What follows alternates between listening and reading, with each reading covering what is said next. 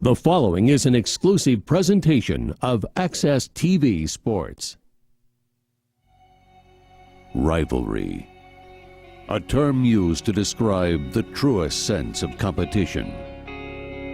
A term that denotes history and tradition. It's good, fans, it's good, and that ends the game, and DePauw wins. Today, rivalry takes its yearly seat on the gridiron for the 121st time. Let's go! All right, here we go. With the regular season all but in the books, these two institutions, long separated by 27 miles of Indiana countryside, look to end the day ringing a 300-pound bell. Hey, you got all the way between the hashes, all that field. For one, a win today keeps playoff hopes alive. Take care of the ball, work at it, work at it, work at it. For the other, today snaps a 5-year streak void of the prize. The kick is long. It's got distance. It's good. It's good. This is the 121st Monon Bell Classic on AXS TV. A crisp November afternoon in Indiana, and it gets no bigger in the Hoosier State. It's a perfect Saturday for the 121st Monon Bell meeting, DePauw and Wabash from Little Giant Stadium. Rich Cellini, Paul Mcguire, welcome. Paul, 44 years in the broadcasting industry, 2 Super Bowls, yet we get you once a year for this game. I know it's special to you. It really is. You know, this will be the 5th time doing this football game. And I got to tell you, folks, when you're doing a game where both schools, where the players on these teams pay for their own education, and the only thing they really think about is getting an education and getting a job later on. And the other thing is football is secondary to them. They play football because they can. Most of these guys were picked not first that school wanted, but wherever they could get them. These guys are, first of all, students, second, football players.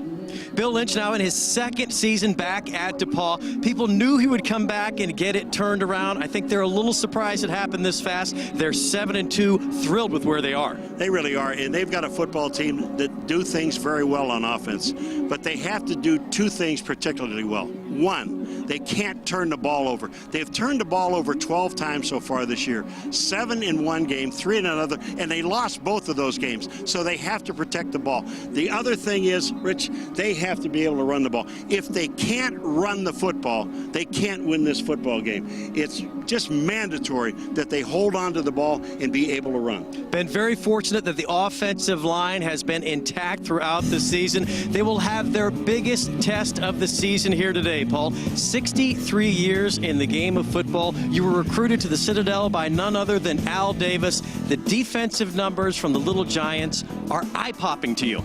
I've never seen numbers like this before in my life, and I'm going to give them to you, folks. First of all, this year so far in 9 games, they have 6 fumble recoveries. They have 7 interceptions that they have.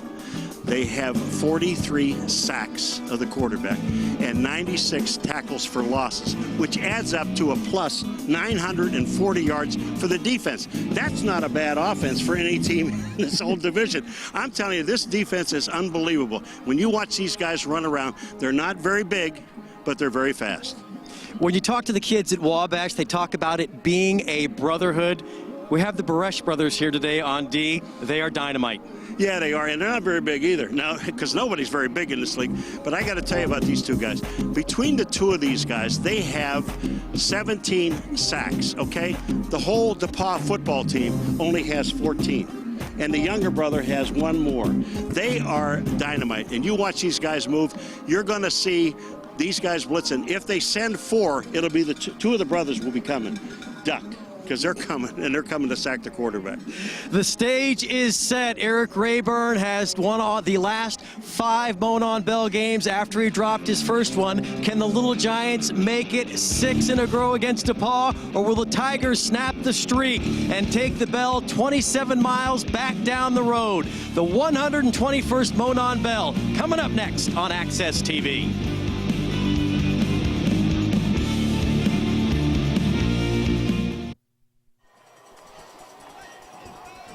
Working our way toward kickoff. The festivities have been going on all morning long. Let's check in with the two members of our sideline team today. We begin with the Wabash graduate in Matt Hudson. Thanks, guys. Earlier this week, Coach Eric Rayburn talked about the importance of this game, not just for his team, but for the Wabash community.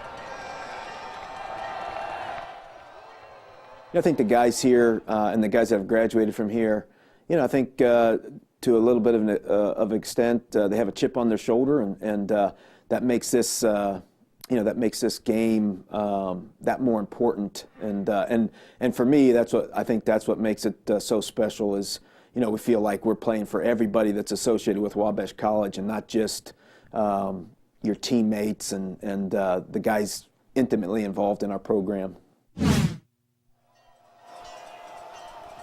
And time now to go to Brad Wakamerka, graduated in 2004. He's a Tiger through and through.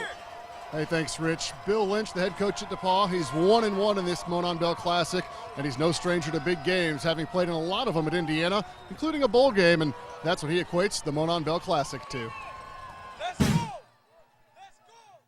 It's a bowl game. It's a championship game all in itself. And not everybody gets to do that. There's a lot of kids that play in programs that will play 4 years of college football and never play in a game like this. And our guys get to do it every year. And it's special because it means so much to so many people. I mean, there are tremendous alums from both schools that are really all over the world, but certainly all over the country. And they all know it's Bell Week. And they know Saturday is the Bell game. And there's a pride that goes with that is part of the fabric of both universities. And that's something different than any other place I've been, and why it's such a great game to be involved with. The bell is ringing, the stands are singing. Bill Lynch, third season overall. He had a one-year stopover before he got hired down to be the offensive coordinator at Indiana, but he came back and knew that this is a place where he could play on a level playing field, loves the kids, and has the Tigers at 7-2 on the season. They won the toss. They have deferred. Marco Adams about ready to get us down to business. Well, the one thing you like about it, you talked to these guys yesterday, both teams, and the first thing they say, what about tomorrow? They said, we want to win the bell. It's not the game. We want to win the bell. Adams puts a foot into it. And Dickerson going to let it roll out of bounds.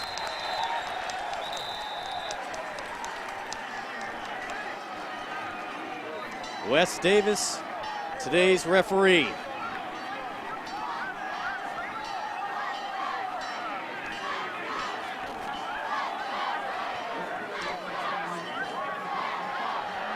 But that ball going out of bounds, they get it at the 35-yard line. So that really sets the defense back when you give them that kind of leverage at the beginning of a ball game, especially this kind of offense. And we expect to see a lot of the ground game. Michael Putko will get the start at quarterback. We will see Connor Rice. Since about the middle of the season, it has been 2 series for Putko and then 1 for Rice.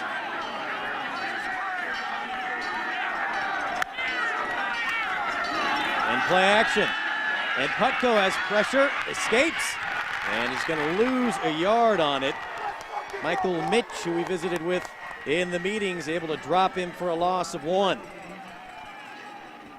Putko's numbers on the season, good touchdown to interception numbers, completing 64% of his passes.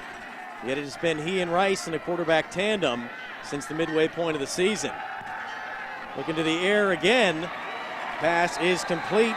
Kristen, 49th catch of the season for Kristen. Baker had the coverage and moved the sticks. Wabash Little Giants up front. They talked about the offensive line as a surprise in how well they played. They know they had some playmakers on the outside and in the backfield. Tyler Holmes, this will be the first time we call the senior's number, trying to get outside, and he'll get no yardage on first down. And Tyler Holmes is that guy that in the backfield. He's got 905 yards. We asked him yesterday, how big is getting 1,000-yard rushing in one season? And he just smiled and he said, I didn't know I had that many yards to get. And it was a knowing smile. That's right. No gain on first down. 2nd and 10 for the Little Giants. Putko going to do an easy one. Kristen again makes a man miss. Down the sideline and finally caught from behind. Getting down to the 41, Paul Simon able to pull him down, but a quick pitch out to Kristen, and he can make you miss. Tigers defensively know they're going to have their work cut out for them up front. DePauw generally likes to pound it. Linebackers are busy and active for the Tigers, and the defensive backs, all of them, have at least one interception on the season. They'll take some chances. Back to the air again on first down. They like Kristen on the right side. Flag down. Fulta got him out of bounds. The one thing about these two receivers, folks, that Kristen is the leading receiver coming into the game with 48. He now has 3 more, which is 51. The other one is Hodges on the other side. Hodges is 5'7". Kristen, he's 5'9". You know, I just got to believe it's hard for the quarterback just to find him, let alone hit him with a pass. These guys, but they can fly. Once they catch the ball, the first thing they do is head upfield. Well, you mentioned Hodges. He gets called for the hold on that, and that'll back up the Little Giants. And maybe when you're 5'7", you do have to hold a little bit. And it'll also make Christian mad because he picked up about 12 yards on the play.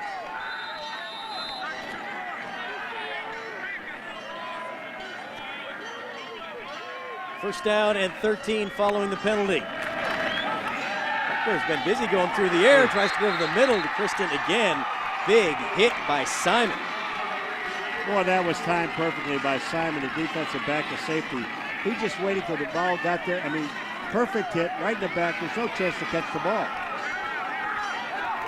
They'll go empty on 2nd and long. Putko looks to be surveying the sideline. Now dials into where the play call's coming from. Still plenty of time on the play clock.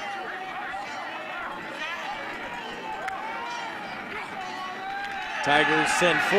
Putko. Kristen can't hold it, incomplete. He was out of bounds. Well covered. Baker, the corner, had him bracketed with the sideline as help. And this offensive line did a great job on this play, Rich, because what they did, they had a stunt in the defensive line, and they just stayed home and picked it up. What they're doing is zone blocking with the offensive line. So if a guy that is in front of him leaves, just wait. There's another guy coming in that hole. Don't go anywhere. 3rd and 13. Holmes in the backfield. Putko, plenty of time. Going to step into one and launch it. It's a wobbler. It's up for grabs. It's batted down. Incomplete. Baker had the defensive coverage on Dickerson. If I were a hunter, I could have picked that baby off at about 8 feet from me. This thing, you said a wobbler? Wobbler?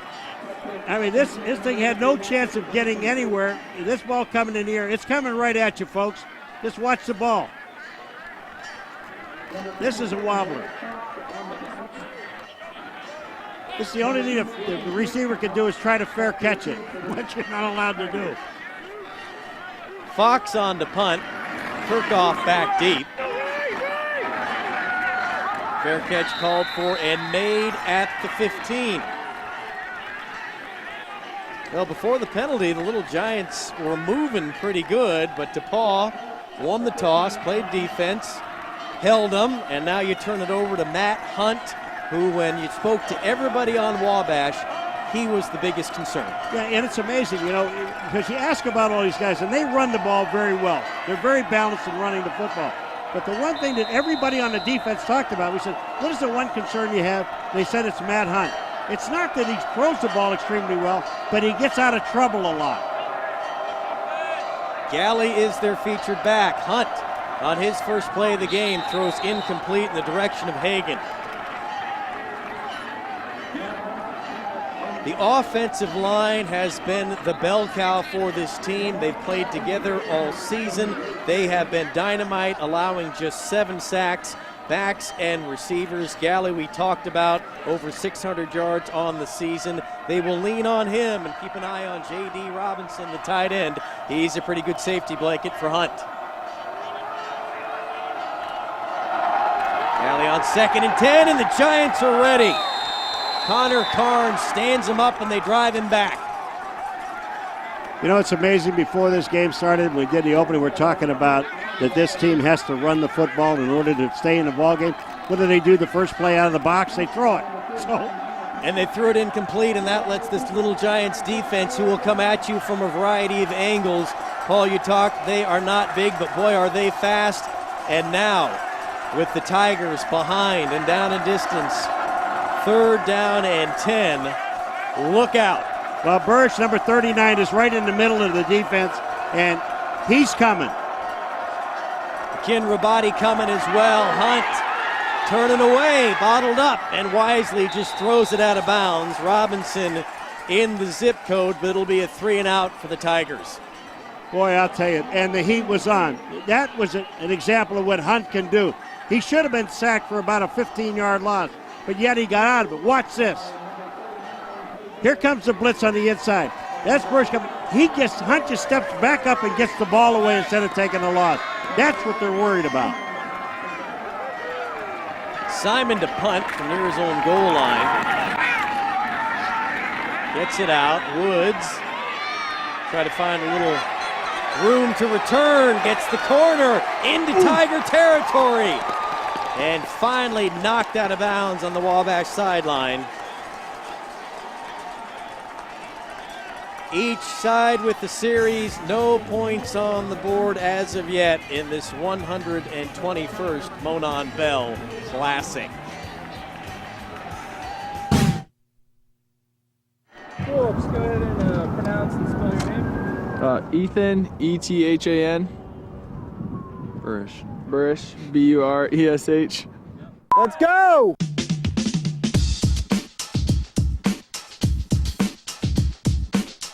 Yeah, having the privilege to play with 3 of my brothers at Wabash College. You don't usually hear of anyone playing with one sibling in a college level, but let alone 3. I'm really blessed, and I cherish it every moment. It's really fun. I would probably have to give most of the glory to God, and I guess I would have to thank my dad and mom also for giving us the genes that they have. Sometimes when one of them gets a sack, someone on the sideline is always like, "Dude, that's your brother." I'm like, "Yeah, I know." So that's pretty funny. This Monon Bell game is going to be the last time we can play together as a team in the regular season, and it's almost done, and it's just crazy to think about that I won't be able to play with my brothers ever again. I really treasure the skills that Cody has passed down to me and how he's taught me certain moves, and I really appreciate him being on the same side of the ball as me. I mean, this last Monon Bell game is strange because it's my first Monon Bell game that I've played in, but it's the 7th or 8th that I've come to. And I mean, just being able to play and watch my brothers at the same time is just a crazy thing. I mean, ever since I was little coming here, I was like, oh, I just want to play in the Monon Bell game just one time. And now having a chance to, and not being alone, but having 2 other brothers out there is something real cool that I'm looking forward to.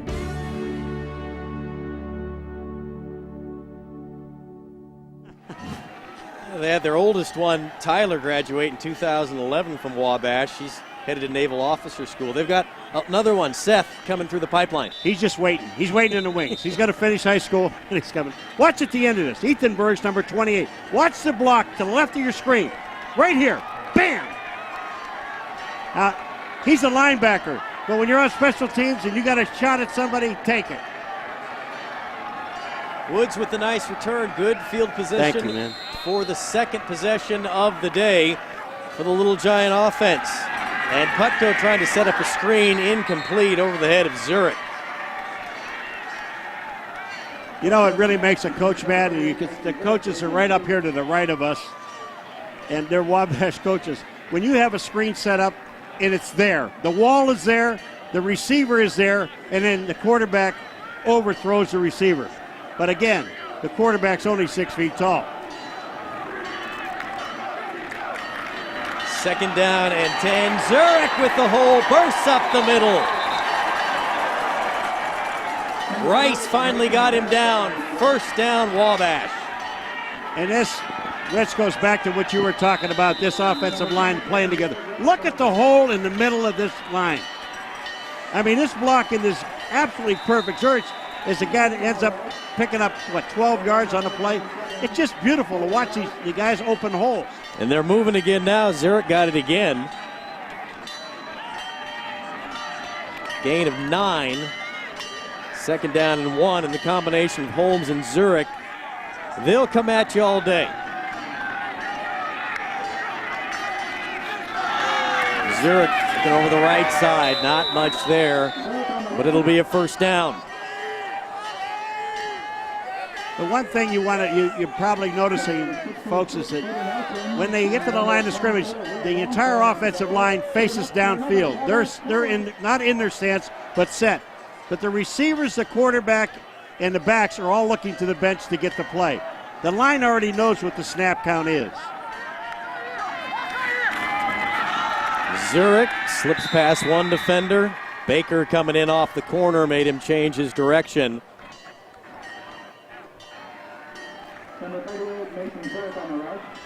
Take a look at this offensive line. I mean, they're getting off together, but when you got a defensive end or a linebacker that shoots the gap and gets to the inside, there's just no place for you to go. You have to turn it up, and the yardage is not going to be there. Little Giants currently ranked 17. Knowing a win here today enhances their chances of making the playoffs. Zurich now going to split all the way out. It'll be empty. Kristen, the motion man. They're going to flip it out that way. Incomplete pass. Trying to get it to Kristen any way they can. He's shaking his head because these are guys, these receivers. Remember the coaches tell us about it? They have a plan that they put. And if that ball hits him in the hands like it does here, Kristen, he should catch that ball, according to the coach, 100% of the time. They don't accept anything else. 3rd and 11.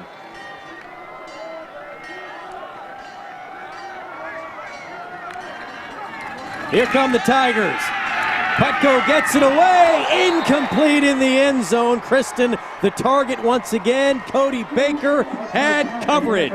Boy, you talk about perfect timing by the corner, Cody Baker, number 16. I mean, you watch him.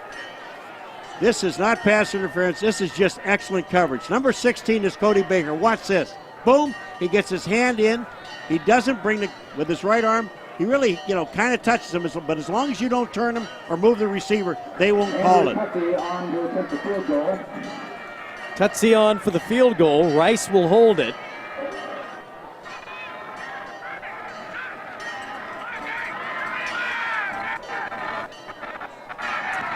From 31.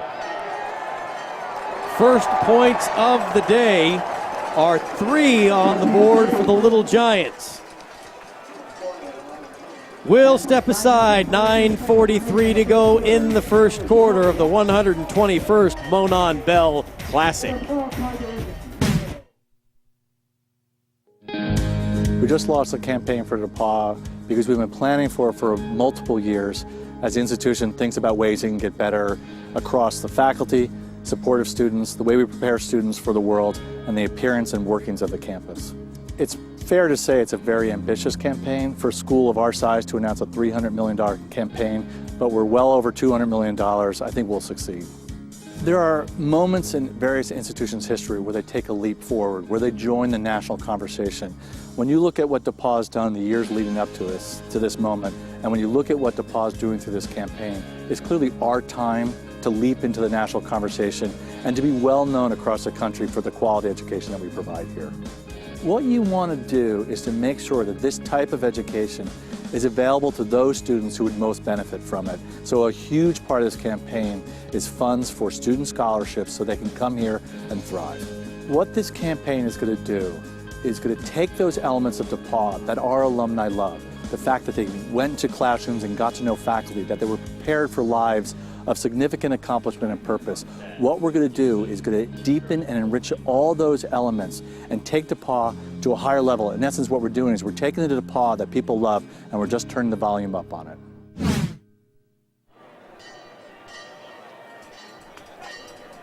$9:43 remaining, first quarter, Tigers and the Little Giants. We talked about DePauw needing to get off to a good start.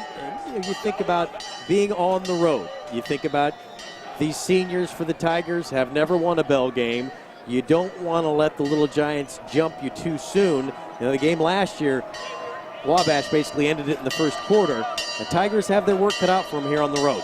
But the Tigers, what they're doing in DePauw, and that is defensively, they're playing extremely well in the first half of this football game. Now, they've only given up 3 points. They have stopped Wabash when they had to. At the beginning of the first drive, as you said, they were moving down the field. And all of a sudden, they just put the brakes on them. They said, enough is enough. We want the ball.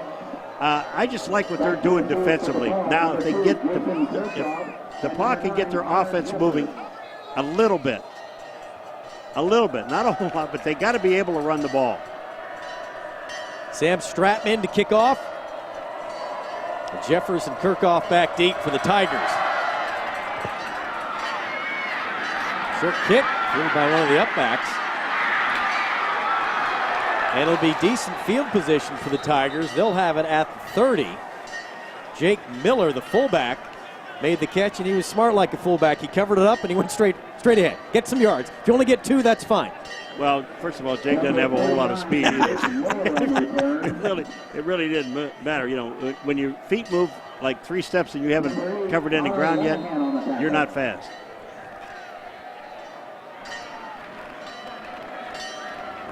Tigers' second offensive possession. From the 31.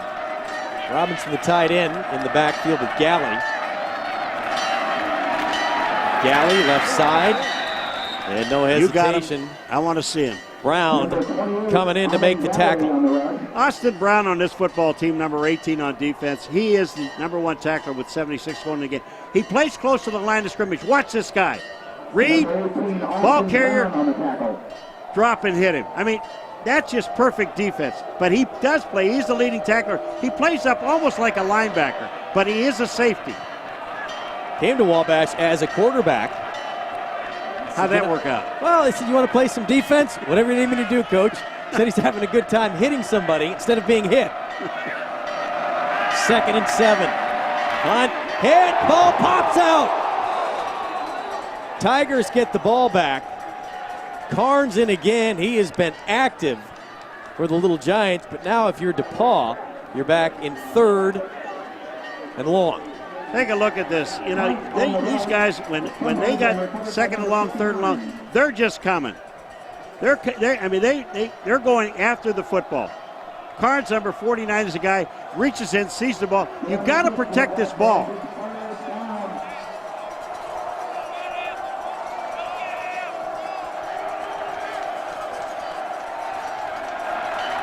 Here comes pressure again.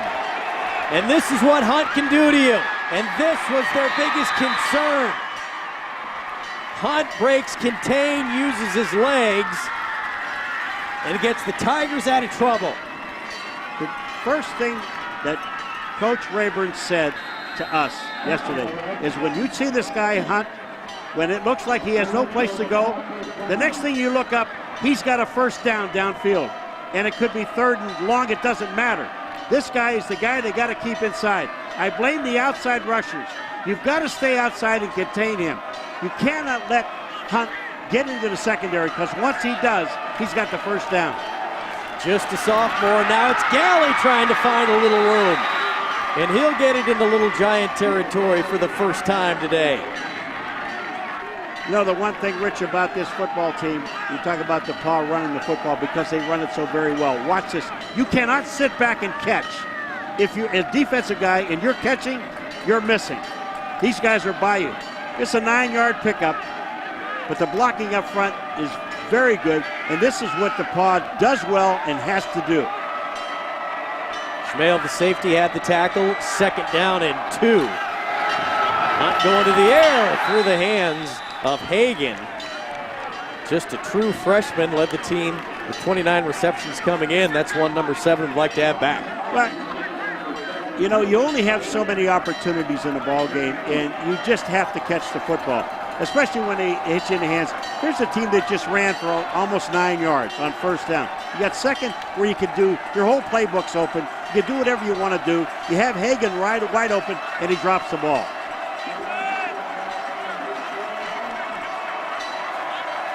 Third down and 2.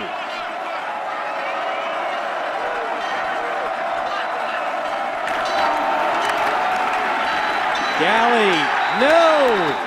They wrapped him up and stuffed him. Akin Rabade, the senior, one of the first in.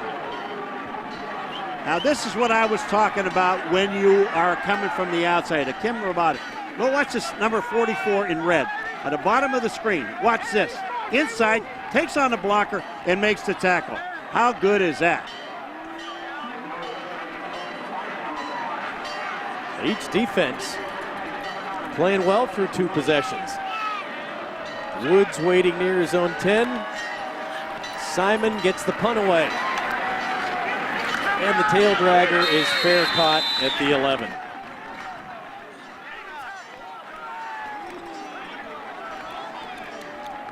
Well, we've exchanged a few body blows. Yeah, no harm done. No harm done for either side. But you know, this is now, you talk about when you have to do things early in the game to get yourself established. Defensively, DePauw has done very well. They've only given up 3 points. Now you've got Wabash in a situation where they're down at about the 11-yard line. Here's where you really got to lay the hammer down. Get the turnover. And as expected, it's Connor Rice on their 3rd offensive series. So the 2 series to 1 series rotation continues. Holmes gets the carry, and Tyler, who missed last season with the knee injury, coming back for his final football season. You know that Connor Rice does not hand the ball off any different than Putco does? They actually do the same thing. Kind of amazing. Rice's numbers on the season, 2 for 8 last week. In the 21-15 loss to Wittenberg, the lone loss on the season for the Little Giants. And Rice slings it out, and the southpaw throws a nice ball caught. And Kristen has been the receiving target in this first quarter for Wabash. Kristen, 5'9", 168 pounds, folks. And we watched him in this first quarter break about 6 tackles. So it isn't how big you are, it's how quick you are. Great high school player. Came in 2nd for Mr. Football in Indiana. Was a quarterback, led his team to the state title. Now playing wide receiver in college. And the Tigers ready for Holmes on 1st down. Isn't it amazing talking to the coaches? Said, well, you know, you got Kristen as a wide receiver. Well, he was the best player in Indiana high school football. Oh, really? Yeah, but he was a quarterback. He said, how would you like to play wide receiver? Okay. I mean, that's just their attitude. Where do you need me? Where do you want me? I'll play anywhere. As long as I can play, I'll play. Well, you're better than anybody else we have at wide receiver, so why don't we play out there? Okay, that's fine. Thank you. Well, Bill Lynch had talked about it. You have to be a buyer, not a renter, and the same goes for both these programs. The kids who play here have a tremendous amount of pride. Rice is going to wind up and send one deep down the sideline. And it's going to be caught for a big gain. Hodges has it. And the home run ball pays off. What a throw by Connor Rice. But the amazing part about this, Hodges was double covered all the way down the field. Watch. He's in the double coverage, but he just outruns it. Concentrates on the ball, and that ball comes back. It's not thrown over his back shoulder. He comes back inside to make the catch. Total concentration. It's down at the 29, back to the ground. They'll try to string it out. Holmes. Gain of a couple before Simon got him down. Holmes came into this game with 905 yards rushing. Holmes is one of those guys. He's a straight up the field runner, or they call him what, downhill runner. He sees a hole, it's there. They tell him, you're going off tackle? Okay. That's where I'm going, because I believe that the guys in front of me are going to make the blocks. Down to his final class at Wabash, saved one so he could come back and play one more season of college football. Yeah, and if they win this football game, he'll be the first guy in Wabash history that won the Monon Bell 5 years in a row. And he'll muscle his way down to the 16, Rice with the tackle. But the first big offensive play of the game is the hookup between Rice and Hodges. You know, you look at these guys, and they're not big, you know, for college linemen. They're really not big. And the defense on the other side, they're not big either. I mean, you're looking at guys that are 240, 225, 230. They're not really big people, but they're very quick.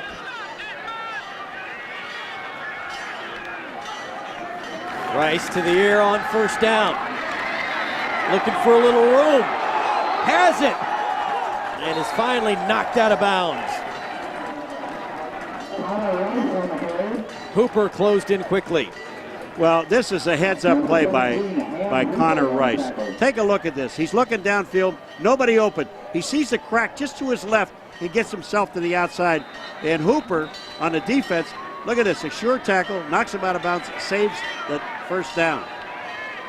Gain of 8 on the scramble. Holmes slips down. Just slipped. You know, when you see a hole that big and you want to get there that fast, your feet just don't hook up with your mind. They just don't. They're gone. I mean, you take a look at that play. You just look at Holmes. He saw the hole. He knew. He's shaking his head. I had a touchdown. All I had to do was get to that hole.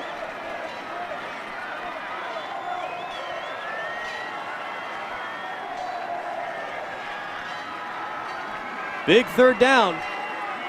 Can the Tigers hold it to another field goal? Rice.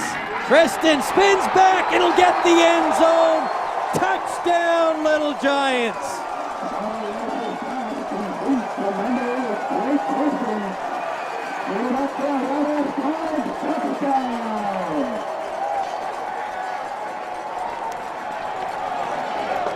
You know, Rich, I really can't believe he didn't fall down. Look at how I mean, he went down almost to the ground to make the catch. If he catches it and he hits the ground, he's down. It's over. But I'll tell you what, this was a great catch and run.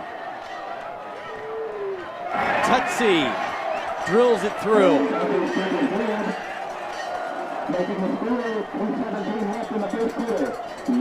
Drake Kristen, number 8. Watch how he comes back for this ball. To the left of the screen, folks. Rice throwing the ball down. Look at how far down he is. He goes down, dips, back up to the outside. Hooper has no chance. Beautiful. All set up by the 46-yard completion down the sideline to Hodges.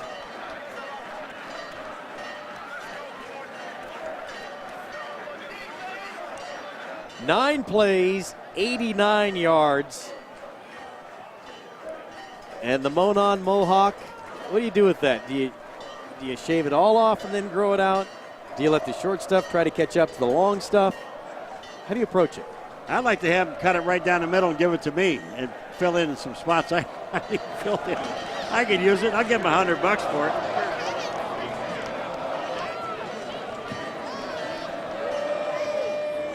Are you hearing a bell? I've heard it all week. Folks, that bell that's ringing, this is the truth. 7 days before this game, they ring that bell constantly, 24 hours a day. And I guarantee you, there are no upperclassmen ringing that bell. Those are all freshmen. Stratman to kick it off. Jeffers trying to find a little room and gets walloped down at the 25. Now the Tigers need a little bit of an answer. Don't get away from your game plan, Rich. I mean, what you do is you run the ball very well, consistently. And you've got 3 runners in that backfield that can run. Galley, Gruber, and Kirchhoff. Just keep interchanging these guys. Don't worry about trying to get that 7 back right away. Be patient. Make the clock be on your side. Gruber, the true freshman from Cincinnati, in the backfield. Lines up to the right of Hunt. Jeffers the motion man, and Hunt tossed to the turf. Burrish in there and throw him down. That's his 30th. He ties the school record for sacks. Okay, can you believe it? This guy's got 30 sacks, but he just caught his little brother. Now he's got 9. They have a 9 apiece. You brought that up earlier.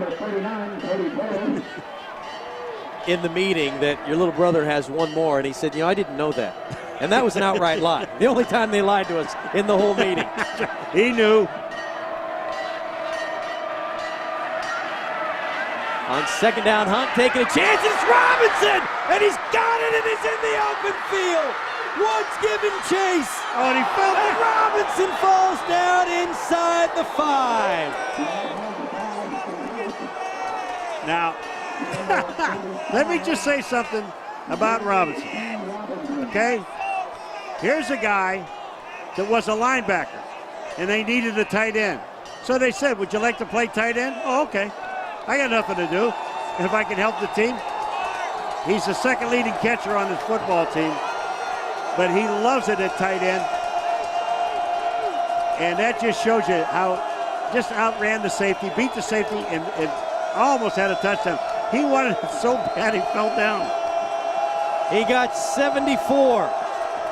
First and goal at the 5. Gruber, nowhere to go. Wilkins turned him back inside.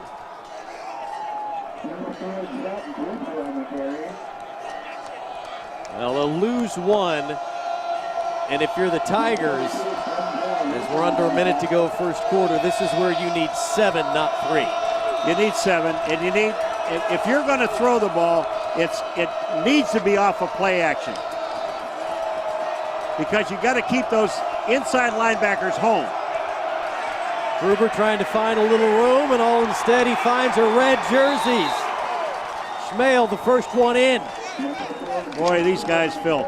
These are safeties and corners that are filling.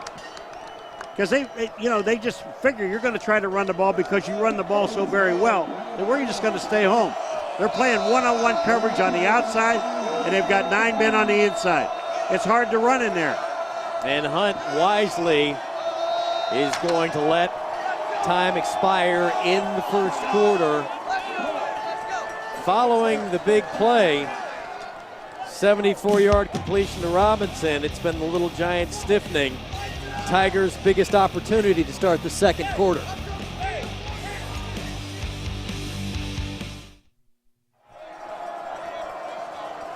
Start of the second quarter of the 121st Monon Bell Classic. Maresh are giving him credit for 2 sacks so far today, Paul, so he has the record, not a tie, and then an ownership piece.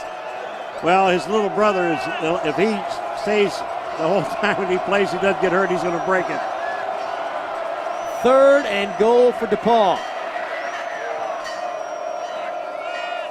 Most important, you got to come away with at least 3. Hunt going to the back of the end zone, incomplete. Went back to Robinson, the tight end, who had the big catch to set it up. But after getting down to the 5, it was 2 runs and a tackle for loss, and incomplete, now attempted a field goal. But Rich, look where Hunt threw the ball. He threw the ball where the defense couldn't intercept it. And I guarantee you, when they took that break at the quarter, the coach said, I don't care, we got to come away with at least 3. Marco Adams on for the field goal attempt. Ball's down, the kick's away. And the Tigers get their first points on the board. Well, in life you realize you don't always get what you want, so that's okay. You want 7, you got 3. Enjoy it. Hey, that's what they had to do. You know, you think about it. You're away. You're the other team. They just put a touchdown on the board. You're down by 10. Yeah, we got inside the 5-yard line. We had a chance to score a touchdown. We didn't. But the most important thing that you got to think about is get something on that board to give your guys confidence. The Tigers got 3 on the board. We'll go to the Tiger of our broadcast team. Here's Brad. Yeah, well, guys, Paul hit it right on the head there. Something to give you a little bit of confidence, and that hasn't been the case the last 4 or 5 years, really, for DePauw. That big play to Robinson, I mean, electric on the sideline, something we really haven't seen. Not just the team, the crowd, the fans in the stands. There's a different energy on the sideline this year. There was before the game with this senior group that's been through a lot, but after that play, that might be the jolt the Tigers have been looking for since these seniors were still in high school. Yeah, thanks, Brad. And that's, you can talk about it, you can think about it, you can have success at 7-2 coming in, but until you do it against your rival and taste a little bit, it's different. It really is. And it's an amazing atmosphere. Again, this is my 5th year coming to doing this game, either here at DePauw or at Wabash. But I'll tell you what, when you talk to these young men, you understand what their life is about. Their life first is education, second of all is football. But when they get out here, they turn loose. Adams sends it away. Good kick. Sail into the end zone for a touchback, but that won't stop anybody from the kickoff team or kick return team from maybe putting a pop on somebody, even if the play is really not going to go anywhere.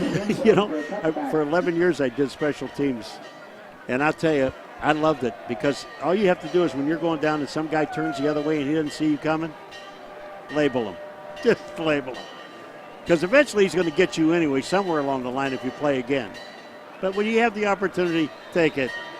Putko back in at quarterback. I like the arm of Rice, I'm telling you.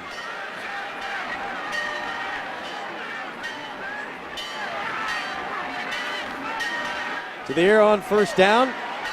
And a nice easy swing pass. And it's almost like a run play to Kristen, and he'll catch it, turn upfield, and gather up 12 yards. If I were, the coaches from DePauw, you yell over to the team on defense, cover Kristen. They're going to throw him the ball, I think.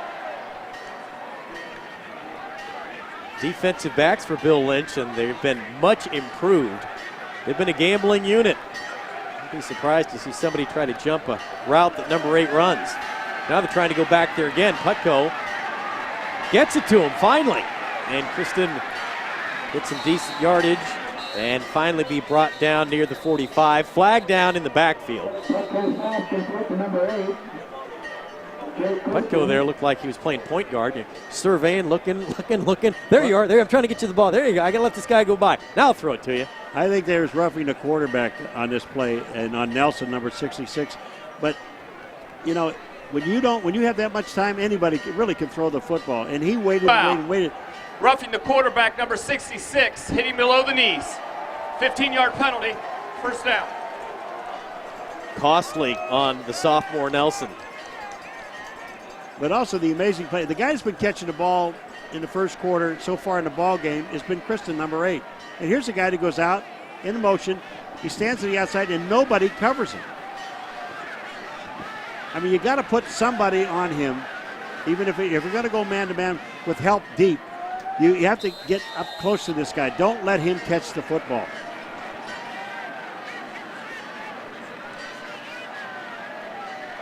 Kristen going to go to the right.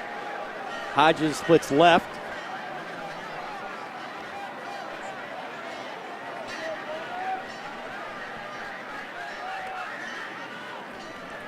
Putko and company going to go to Zurich on the ground, looking for some room right side. And they're chewing up large chunks of yardage right now.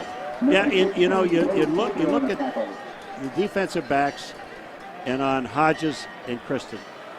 They're almost doubling him because you don't have to worry about the tight end. They've only thrown the ball once to the tight end, Eric Downey, number 31, but that was for a touchdown. So, you don't have to worry. You don't even have to cover the tight end. He's a blocker. Got 9, second down and 1. He'll pick up the first down. 9 receptions today for the Little Giants. Well, 8 receptions. 7 for Kristen. The one big one to Hodges, and that's it. So, what did you say to DePauw? Cover number 8? Cover number 8. Okay. Somebody. I wouldn't cover him now because he's not on the field. Don't worry about him. First down. It's the first time. Putko. Plenty of time. Look at end zone. Batted away. Incomplete. Dickerson the target. Hooper had coverage. Hooper had coverage. This ball was totally underthrown. There was no chance for anybody to get the ball. Dickerson couldn't get it. But I'll tell you, Hooper should have had this.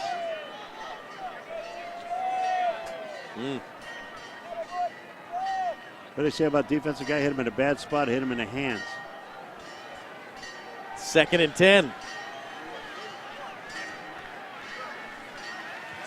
Here comes pressure, screen set up. Zurich has it and can't shake free of the tackle of Thomas Gray, the middle linebacker. If he shakes him, he's got a lot of turf in front of him. There's one thing that happens on screens that just drives coaches crazy. You got the offensive line. Now look at these guys. Don't look back at who's catching the football.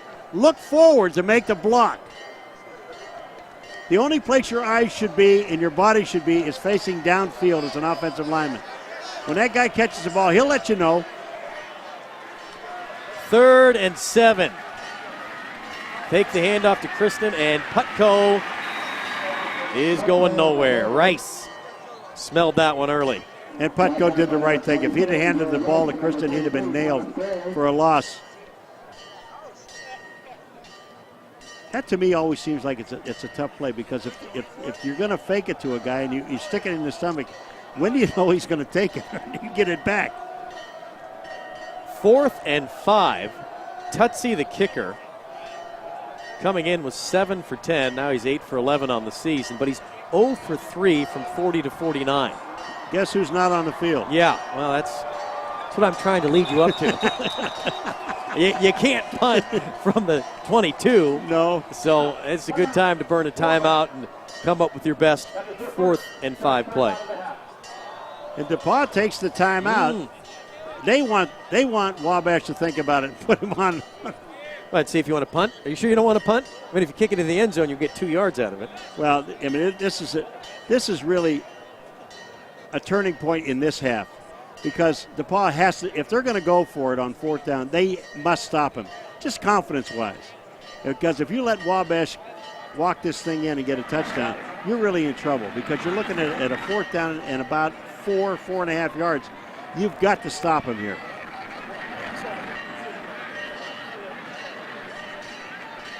...2010 graduate, a rhetoric major, Matt Hudson. Guys, one of the biggest differences I've noticed in talking to the Wabash players this year as opposed to the past few years is they understand that this year, with DePauw being more competitive, they're not going to be able to get off to a big start and just crush DePauw spirits. They understand that this is going to be a 4th quarter game, and regardless of what happens on this 4th down, it's certainly shaping up to be that way. Yeah, good point, Matt. Good point. What is rhetoric major? We're going to have to ask him. I like the fact he didn't wear a red tie this year. He always wears a red tie. We're going to have to talk to him. He's a rhetoric major that sells insurance. 4th down and 5. Putko going to go to the quick one on the slant. And it's a catch and a 1st down for the Little Giants. Dickerson beat Hooper to the inside. Boy, I'll tell you what an interesting play calling. They put Kristen and Hodges on one side, and then they go back to their other receivers on the other side, which is Dickerson, where he knows that he has one-on-one coverage and a good throw. Big 4th down for the Little Giants. Now they have 1st down and 10 and a 10-3 lead.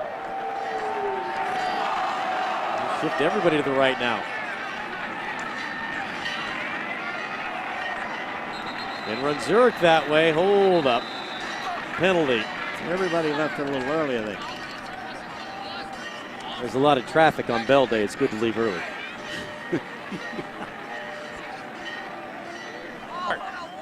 On the offense, number 8. 5-yard penalty. Still 1st down. Kristen. A little antsy.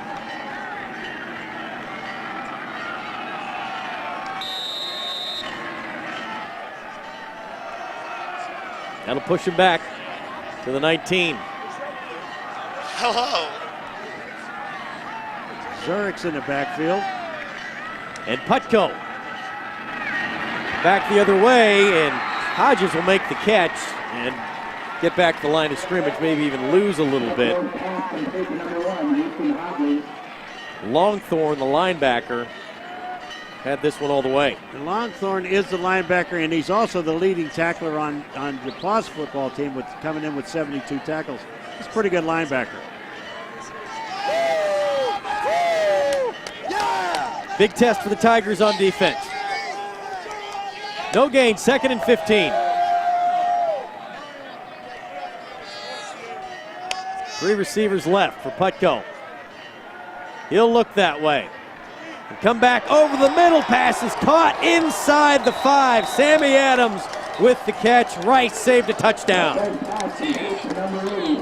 There are just so many weapons to throw to for Putco. I mean, you got Hodges, you got Kristen, you got Christopher, who hasn't been in yet, really. Adams, Dickerson. I mean, he just has choices, and that's easy, and especially as well as this offensive line is blocking. Now it's 1st and goal. High snap, Zurich, left side, walks it in. Touchdown!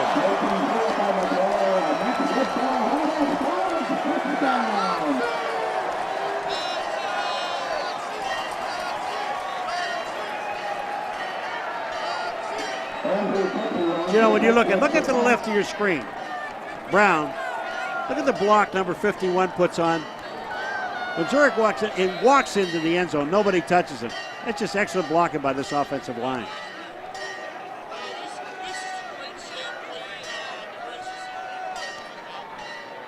Tutsi on for the point after. And Wabash converts a 4th down and 5, and then turns it into 7 more.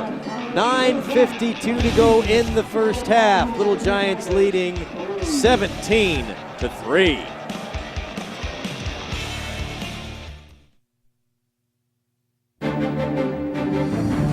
In 1940, Razzle Dazzle was the order of the day as both teams exchanged leads heading into halftime. But Wabash would prove victorious in the 4th quarter as Walt Gray punches it in from 3 yards to give the Little Giants their first bell since 1936. Black and white's not showing up too good up here. No, 17-3. Little Giants over the Tigers. 9:52 to go. Another long drive for Wabash. Covered 75 yards in 11 plays. Big play in there, Paul. 4th down and 5, and they got it. Yeah, you know, that's the confidence in your offensive line, and you know that these guys are going to hold up. When you have in a situation from the defensive ball, and they've got all these great receivers Wabash has, you've got to put some pressure on the quarterback. You've got to send some people. You can't just send 4 guys to try to get to the quarterback when you know they're going to throw it.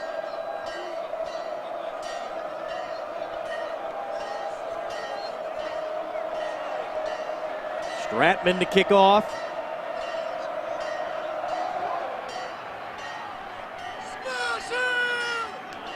Jeffers picking his way and not going to get outside. Good work by the coverage team to keep him hemmed in.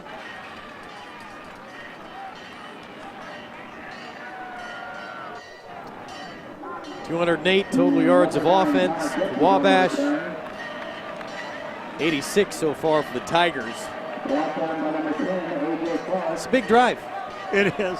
I just love the relationship between these two teams. Bauer's going down on the kickoff. The DePauw guy knocks him down. Bauer gets up and claps his hands, tells the guy, hey, nice block.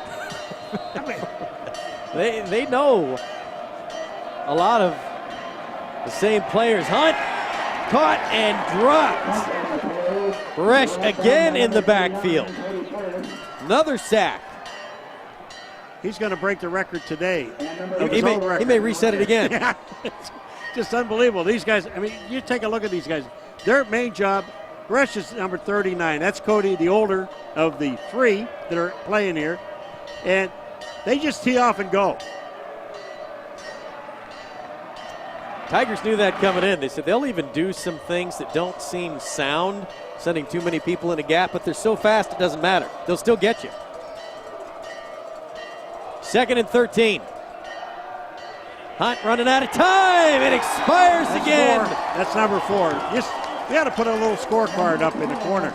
Resch, that's 4 today. He's like a great pitcher. We'll just do an S instead of a K. We'll just hang him right out the front of the booth. I mean, they're just amazing. And I'll tell you, it is true. When we're talking to the coaches from DePauw, and they're saying, hey, when you look at their defense, it just doesn't look like they should line up these people where they line them up.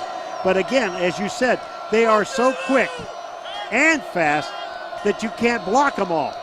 And when they get you in a situation like 3rd and this 15, it's almost impossible to think you're going to sit in that pocket. And Hunt gonna go down again. Tyler McCullen gets his 6th sack of the season. And the roof is falling in on DePauw. Well, this is exactly what you talked about, Rich. Watch the speed. Look at McCullen. You're trying to get the quarterback to the outside. That is a defensive end. Now, again, he only weighs 240 pounds as a defensive end, but you can't get to the outside. They're that quick. Simon gets the punt away. And the fair catch is dropped right through the belly of Woods, but he's able to fall on top of it. And the Little Giants will have the football in Tiger territory when we come back.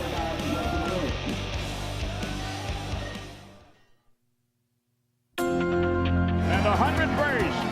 Battle for the bell is underway. And a kickoff is received at the 20, the 25, the 40. He may go all the way. This is George Lino. George Lino. He's going for a touchdown.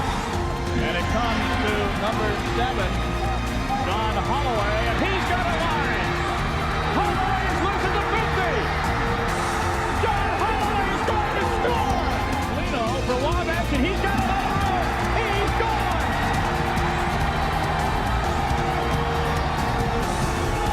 Touchdown.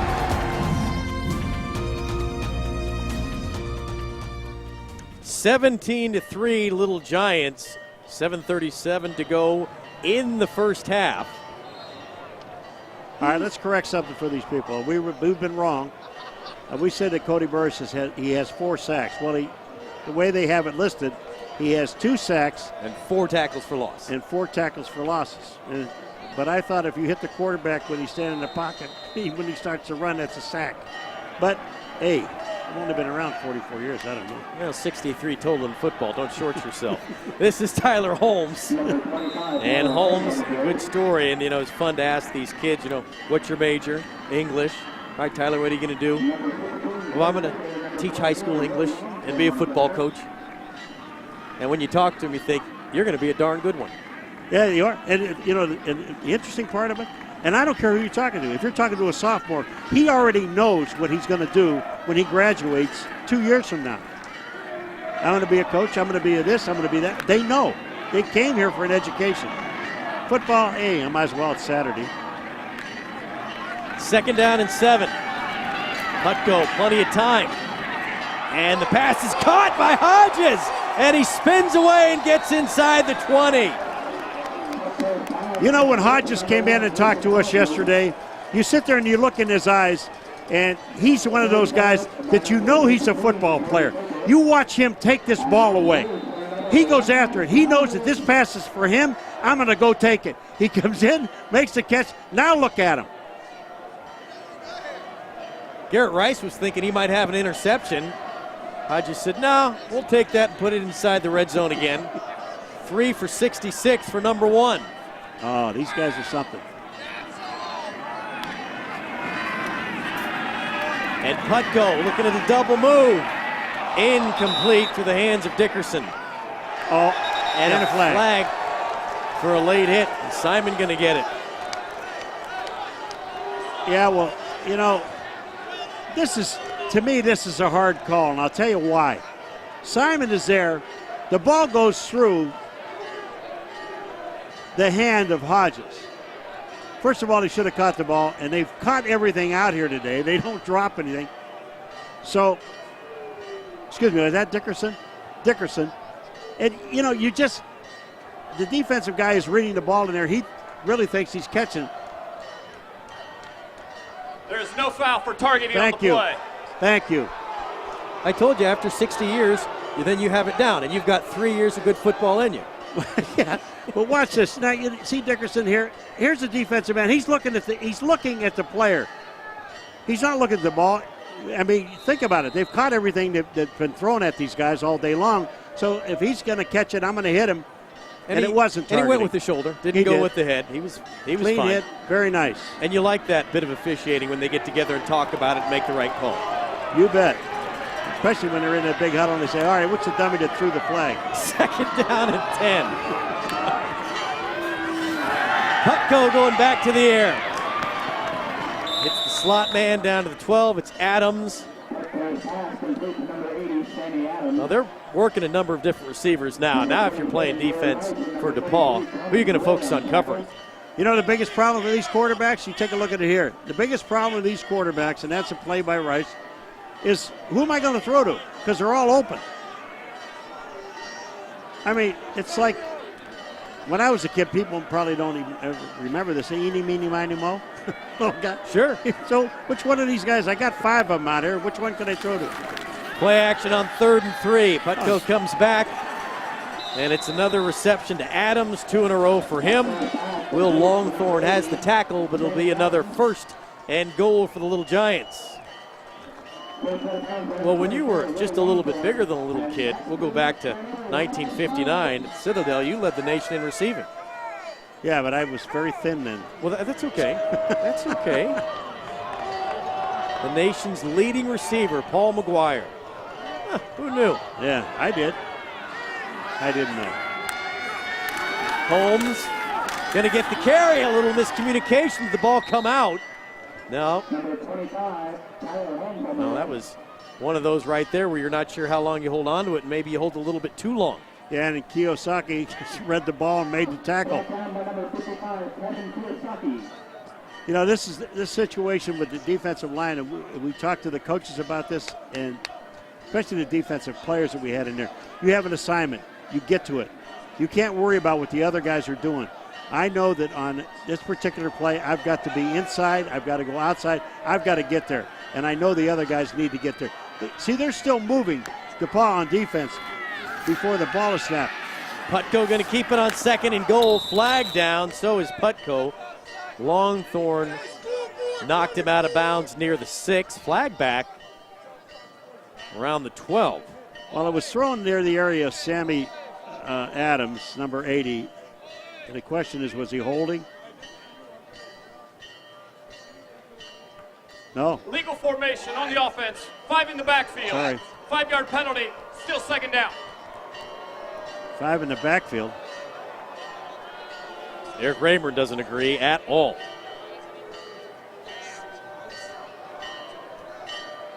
You know what's really, Rayburn's down there telling, hey, we just put this formation in. It can't be wrong.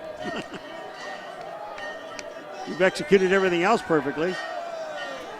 Now you're going to shove them back. Going to be 2nd and goal at 13. Play clock still winding its way. And following that, it's going to have to be a timeout for the Little Giants. And Rayburn is still fuming. I mean, he is still talking. He said, there's no way. I was going to say he's hot, but you can't be hot because it's freezing out, literally. It's 32 degrees. Not up here. 35? Yeah. Eric Rayburn, 5-1 in Monon Bell games. All right, here's the formation. Take a look. On 31 is Downing on the right side. Well, first of all, you know he's not going to catch the ball because he's only caught one for a touchdown the entire year. But they're saying that he is not on the line. He's in the backfield. And basically he is. What it is, you can't, if you're beyond the rear end of the offensive lineman to your left, you're in the backfield. Sorry, but you are. Now, if he'd have gotten down in the three-point stance, it might have been able to work it. But the coach isn't happy with that. He thinks that he was on the line of scrimmage, and he wasn't. So that's a good call by the officials.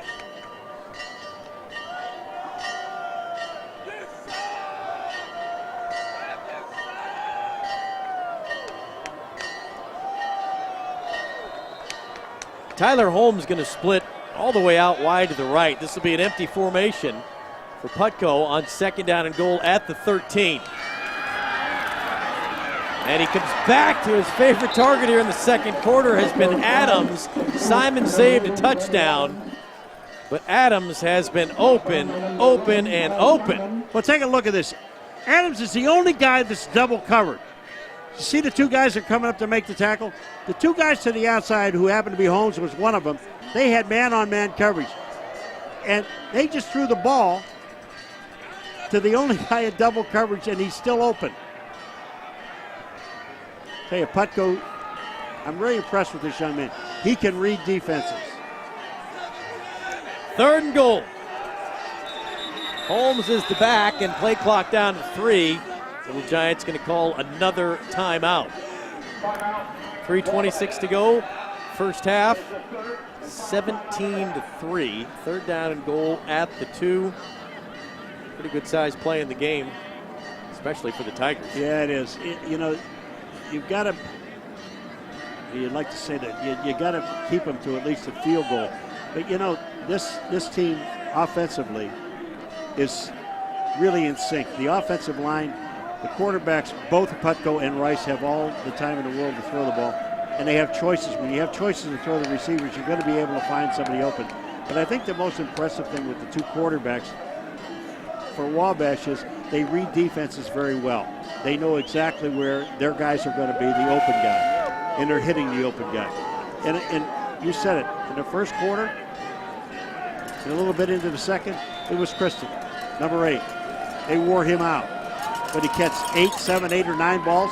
Now you're going back to the other side. I got Adams, I got Dickerson, I got Hodges. If I ever really need an outlet guy, I got number 1 Hodges, and I know he's going to be open.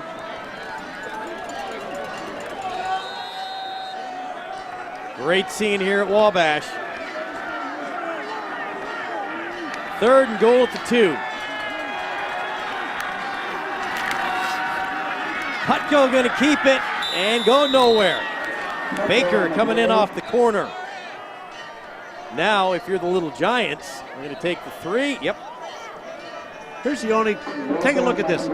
If I'm going to be the quarterback and I'm going to keep the ball on a running play on 3rd down, I'm going to get the ball in the middle of the field where the field goal kicker can kick the ball. First of all, I'm thinking about scoring. I understand that. But if you're going to, just keep the ball, line it up, get him in the middle, because the kickers had a tough time anyway. Tutsi from 19.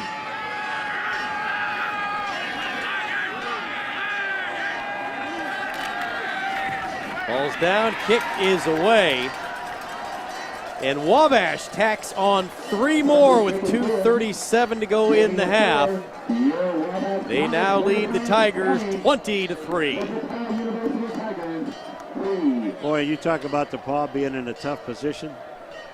It just shows, it's going to show you a little character of this football team, because here they are, they're down 20-3. They're going up against a defense just loves to take the ball away. They do it, and they do it very well. Wabash has their formula they like right now. I've got ahead of you. I'm going to force you to put the ball in the air, and guess what's going to happen? We're coming after you in waves. And we're sending people. I mean, they just send people. The amazing thing about it is they never send more than 5. No.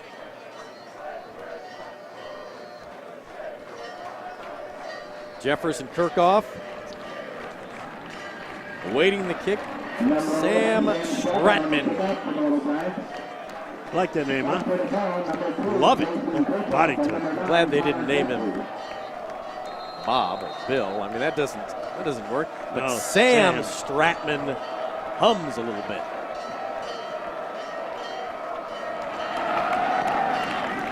Nice kick. Kirkhoff feeling his way up the field, and that'll get you swarmed by red. You look at the technology and the things that these guys go through. They look at film, you understand it. But I look at the teams, special teams. Here's a kickoff team. They fly down. But when they get within 5 yards of the runner, they all break down. They're waiting. They're not overrunning the receiver coming up the field. They're there. There's no place for you to go. Once he hit the 20-yard line, he was just swarmed under by red shirts. Dominant first half by Wabash. And the Tigers get a little something going before halftime. Galley has been held in check. Amin will get the carry. And a pickup of 3. Austin Brown with another tackle. No surprise that you call 18 again on a tackle. Yeah, well, he's supposed to be a safety, and he's 230 pounds and 6'1" as a safety. And he plays as actually is a fifth linebacker. I mean, he's big enough. He's as big as the other linebackers or bigger, and he's a safety. Cool. Galley, good strong running up to the 30. Brown with another tackle. Wabash, or DePauw, they get the ball in the second half, correct? Correct. So Just the toss and deferred. And don't make a mistake here. Being down by 17. I know it's tough against this football team, but you can't get down any further by making a dumb mistake at this part of the field with this, not this much time. They're letting the clock run. And they still have 3 timeouts. Galley looking for a little room, shakes one tackler, and then does pull out of the second one before help comes along. Number 5, and number 3, Connor Ludwig on the tackle. 1:10 and counting in the first half. Second down 5. Hunt.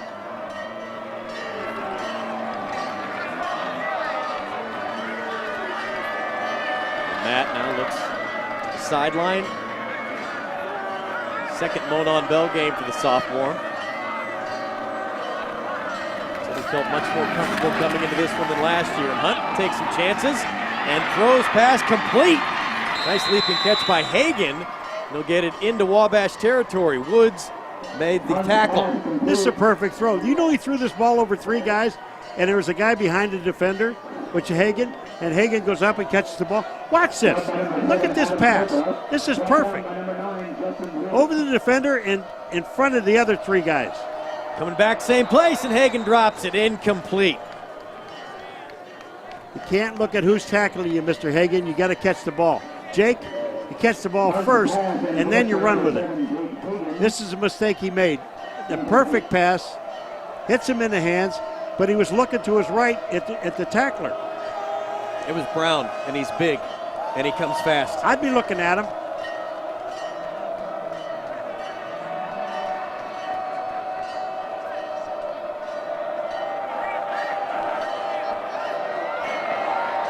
Here they come. Second down and 10. Send 4. Hunt gets it out. And the pass is complete. Jeffers down to the 42. Wilkins with the stop. And they'll stop it with 27.5 to go in the first half.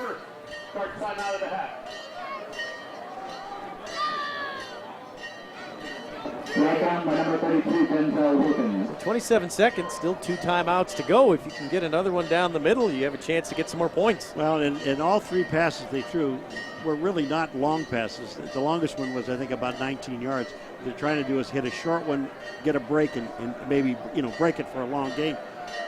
They just don't want to make a mistake here, and they know it. And it kind of shortens up your play calling when you think about, okay, I can't make a mistake here, but I can't use everything I have. So I got to be very careful where I'm throwing it. And you're throwing this ball, and all 3 passes were thrown Rich to the outside. And you pick it out there, there's nobody to stop the defensive guy from scoring. Hunt's exciting to watch. I mean, he'll run a little bit, he'll throw the ball over people, through people. I mean, I like his arm. I think he's got a very good arm. Slippery little kid. I mean, he'll get after you.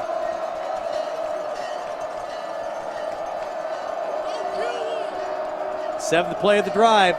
Third down and 5. Come the little Giants pass out to Hagan, and he'll make the catch on the sideline. Perfect throw. I mean, you look at this ball where it's thrown. Hagan's the only one that has a chance to catch it. He gets it to the outside, and as he falls down, he falls out of bounds and kills the clock. How good is this? Pass, bang, there. First down, stop the clock. 23.8. And 2 timeouts in your pocket.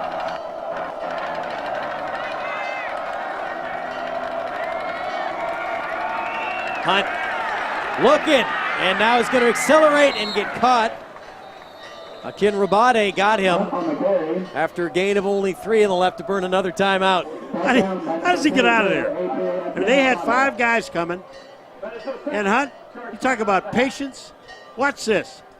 Watch the red guys close. Everybody closes in on him, bumps into his own man. Please get out of my way. I got things to do. And still picks up 4 yards on the play.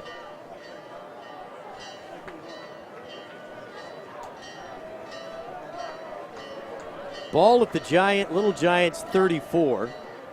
15.9 on the clock. You do have a timeout remaining. So still a chance for the Tigers.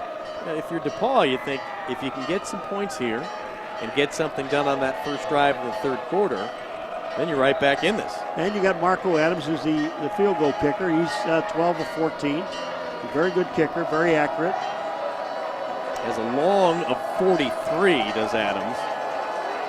So they're just about in his range.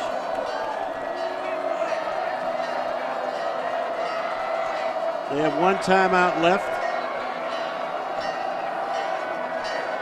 All the Little Giants standing. Who knows where they're coming from? Hunt surveys. Nice throw to the outside. Hagan again, and he slides out of bounds. Well, you're down to 10.7 seconds, but you still really have time. If you're going to set yourself up for a field goal, you really have time to throw the ball over the middle because the middle's wide open. They're not even covering the middle of the field. You got time to catch the ball. And just remember, the guy that catches the ball can also call timeout when he catches the ball. So anybody can call a timeout. Just look at the middle of the field. Third down and 3. The big number is 10.7 to go in the half. Hunt. Here comes pressure, and Hunt's going to have to throw it away. Well, that was down to get you down. That was 3.1 seconds. I love those little points on the thing. You got a second here, a thing there. Really nice. They're going to try it, huh? Yep, here comes Adams. Well,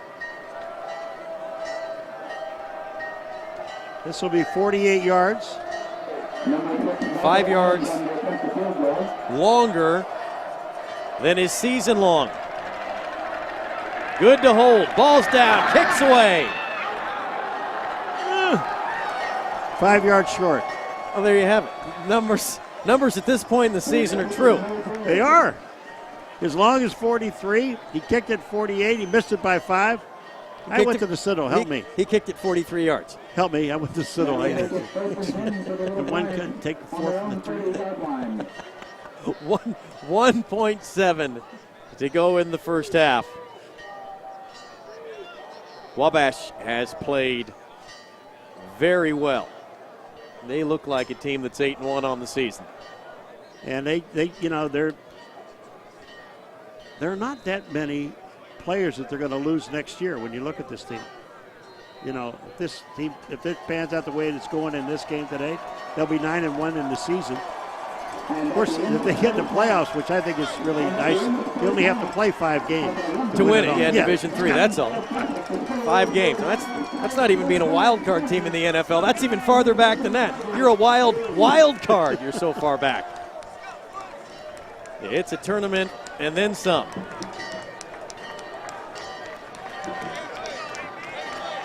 Halftime here at Wabash, and let's check in with Matt.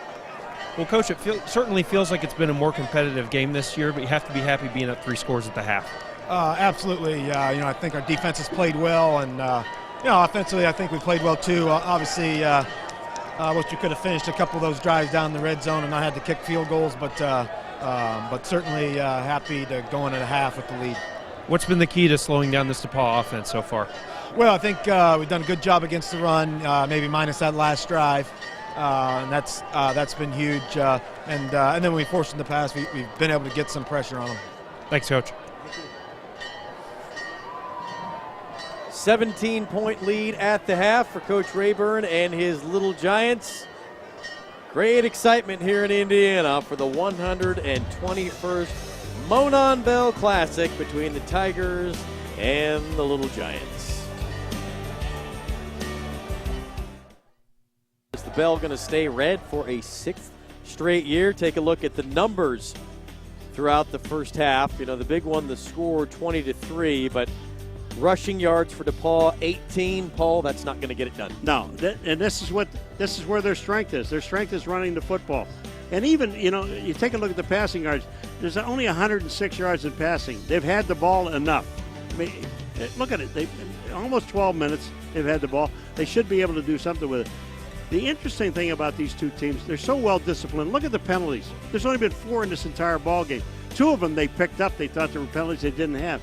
But, you know, you've got to move the ball. 5 first downs can't help you. And, again, we had something to circle with. It's at 18 yards rushing, and you can't win this ball game if you can't run it. Bell still ringing here Yes. on the Wabash campus, 20-3. It'll ring in your head for about the next week. And that's no small bell either, pal. A 300-pounder. Ooh. But the little Giants, you know, he talked so much about the bell and how big this game is. Coming into this one, you know, they stubbed their toe last week. They lost 21-15 to Wittenberg, had a punt blocked, really didn't play very well. Wittenberg gets the automatic bid out of the NCAC to go to the playoffs. So now they're looking at one of the 6 at-large bids, and they knew they had to win today to keep their hopes alive, and they'll find out tomorrow night at 6. Yeah, they've got to wait, and I just feel that this team is going to get in. I really do. But you know that we touched on it just before the half. Rich is, yeah. Now you're good. Now you get in the playoffs, and in order to go all the way and win the championship, you got to play 5 games, five more games. Well, now wait a minute. You went to the Citadel. I went to Fresno State. They only played 10 regular season games. Right. So now we're going to have to do another half season to win the championship. Exactly.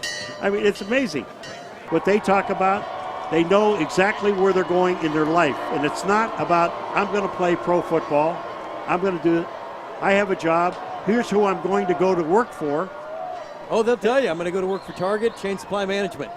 Really? Yeah. Really? It's not just, I think I might get a job with Target. No, they know where they're going to work, who they're going to work for. And one of the really fun parts of talking to those kids is that you've just got an absolutely specific venue of where you're going. Start the second half. Well, Matt Hunt's going to need to have a really big second half, and he can. He's a dynamic player. And don't get out of your game plan. Again, you know, you watch the first half and you're down 17 points. But the most important thing is that you've got to keep doing what you do best. They can run the football. All right, here's Brad. All right, guys, down here with Coach Bill Lynch. And, Coach, good job on the offense about moving the ball a little bit there at the end of the first half. How do you build on that here to start the second? Well, we got to be more consistent. You know, it's really both sides of the ball. We can't get them off the field. Our defense is playing hard and only gave up 1 big play, but, you know, in possession downs, we just, Wabash doing a great job controlling it. And on offense, we've got to get a little consistency. We had the 1 drive there at the end, but we haven't had the ball enough because we haven't stayed on the field. So, we just got to play better this half. All right, how's the mood in the locker room ready to come out in the second half? Oh, they're good. I mean, they're excited to play. We just got to play better. All right, good luck second half, Coach. I like him. I really like him. You know, he's got these kids thinking positive.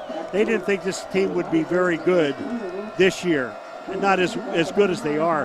And the players went out, the coaching staff worked hard, and they proved everybody wrong. And they put a lot of it together this year. 7-2 coming in. No chance for the Tigers to figure out a way to get into the playoffs. But they'd love to grab the bell. Here's Jeffers. And start the second half, and he'll work it up near the 20. All right, you have the ball. Second half. Be patient. Be patient.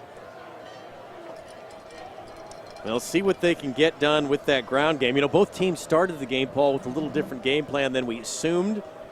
Figured they'd come out and both try to run. They kind of threw it all over the place in their first possession anyhow. We'll see how they start the second half.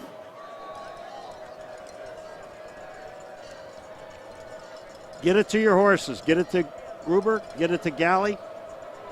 And they'll do just that.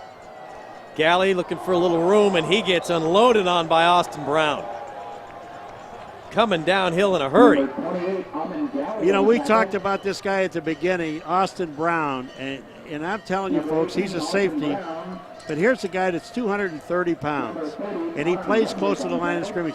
It's more of a linebacker position than it is a safety. They basically run 2 corners one safety and one safety linebacker got, and that's Brown. Hunt trying to get out of trouble, and he'll get caught from behind and sacked. Ethan Burish with the sack. Well, why not? Let's keep it in the family. You know, They're the brothers. If you said Burish on the play, you'd be right 30% of the time. You would be. I would tell you what, you know, it's just amazing. When they come, they're coming. There's Cody, 39. He's stuck at the line of scrimmage, and here comes young Ethan, number 28. Just they don't give up. That gives him a total of 10 for the year, sacks. So I figure if he plays 2 more years, he's gonna take his brother's record away. You're gonna tell his brother that too, just to get under his skin a little bit. I know you. 3rd down and long. They'll go with the draw to Galley.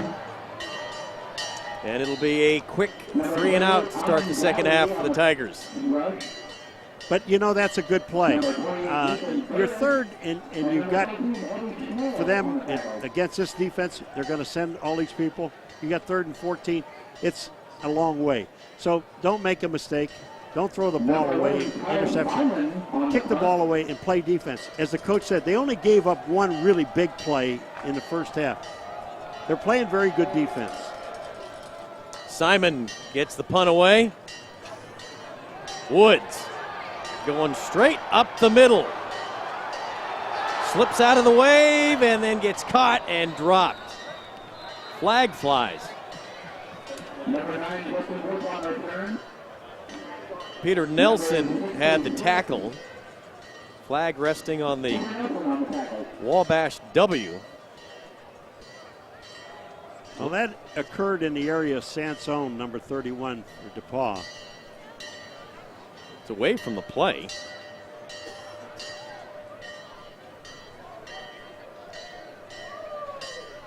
Wes Davis and company sorting it out. Have another one of the discussions, and that flag is still on the field. So at this point, it may turn into a seminar.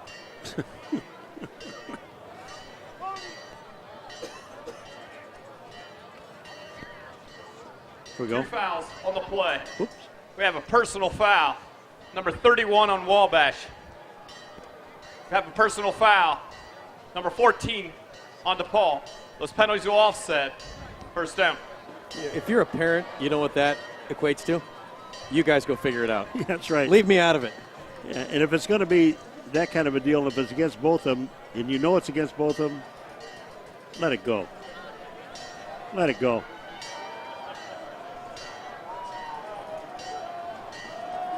Good field position to start the second half. Rice begins as the quarterback. He had the big completion to Hodges. And the southpaw going to come out throwing. Kristen with the catch. Well, he just grabs it, turns upfield, and gets you 6, 7, 8 yards. You know, there's no hesitation. This is what they did in the first half. Kristen, caught 7 or 8 in the first half? Well, actually, in the first quarter and then about 3 or 4 minutes into the second quarter. And they're going right back doing the same thing they did before. Now, they held it to like a 4-yard gain. But once this guy gets the ball, Kristen or Hodges, either one of those guys, their first move is downfield. And they're stacked to the right. Rice going that way. Kristen again. Gonna get a little block and head to the sideline, and he'll step out just short of the 30. Fulta got him out of bounds. You know, it's really funny. You got Hodges, who is, and this guy's a senior, and Kristen's a sophomore, and Hodges is the guy in front. Kristen gets the ball.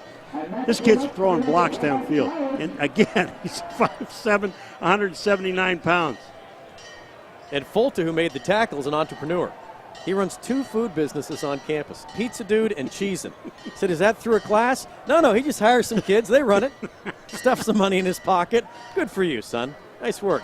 Kristen again, this time other side. You just alerted the IRS to this guy. Oh, no, he's fine. It's all legal. Okay. It's just, leave it alone. He's on campus. He's not hurting anybody. You know what's amazing about this? When you sit there and watch this Wabash team, offense execute, 4 yards, 7 yards, 3 yards. I mean, it's just, they just continuously move the ball down the field. They don't go for the big play. Gonna hand it off on 2nd down and 7. And Zurich showing some moves, dancing all over the place. And finally squares his shoulders and crosses the 20 down near the 15. Neese finally got him down on the turf. And their backs are bigger than their linemen. I mean, Zurich and Holmes are both weigh 225 pounds. Look at the moves of this guy. Watch his feet. Forget the ball. Watch his feet. Boom. Now he's back. Okay. We get back to the inside. A little more room here. Would you please, Kristen, get out of my way? I've got things to do. Zurich cut down by Longthorne, the linebacker, the senior, filling in nicely. Well, Connor Rice, last week, Paul, just went 2 for 8. So far today, he's 6 for 6 for 80 yards. What a week, huh? Getting better. Later. Just a sophomore. Big kid, 6'4", and a nice arm. And it's nice we had a chance to talk to Putko and Rice, to both the quarterbacks. And Putko is a junior, and he's their starter. He gets 2 series, and Rice gets 1. Rice on the move, comes back. Kristen can't hold it at the 10, incomplete. Staring right in the face of Simon, and the ball slipped through. Yeah, he saw Simon. I mean, there are times that you do see Simon. If you're in all red and that guy's in white, you see him, and you know he's coming. Just take a look at the end. Watch his head. Watch his head. Watch his head. Boom, he's looking. You got to get the ball first. You're going to get hit. If you catch it, you're going to get hit. You know that. So you might as well go ahead and catch it.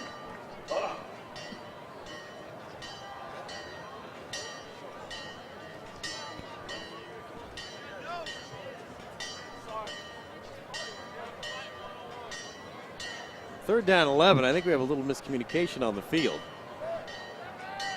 Yeah, the officials want a timeout. Well, that's good because neither team called the timeout, but they both went to the sideline, and it doesn't take a lot to confuse me, but I was a little confused. Help me. Well, that's... Okay, this is where the officials say, all right, does anybody want a timeout here? No. Okay. All right, then we're going to play. Come on back, right. then we're going to play again. That's good. This is really true, folks. The officials called a timeout because we don't know why. Third down and 11. Well, it's good for Rayburn. He gets to talk to everybody and set a play. It's true. Zurich. I think it's going to be Rice letting one go on third down and 11. And now he's calling out to his tight end. Here comes pressure off the corner. Rice got time. Off the hand, incomplete. Hodges, if he were 5'8", he would have caught it. He's 5'7". Boy, and that was a good throw. And I'll tell you what, a great pickup. You know, if you looked at what Rice did, Rice went right out to Downing and said, you know, pick up on your outside. Pick up on your outside. Look at the pickup on the right-hand side of the screen. He picks up the blitzing back, and he has time to throw the ball. Tutsi on for another field goal.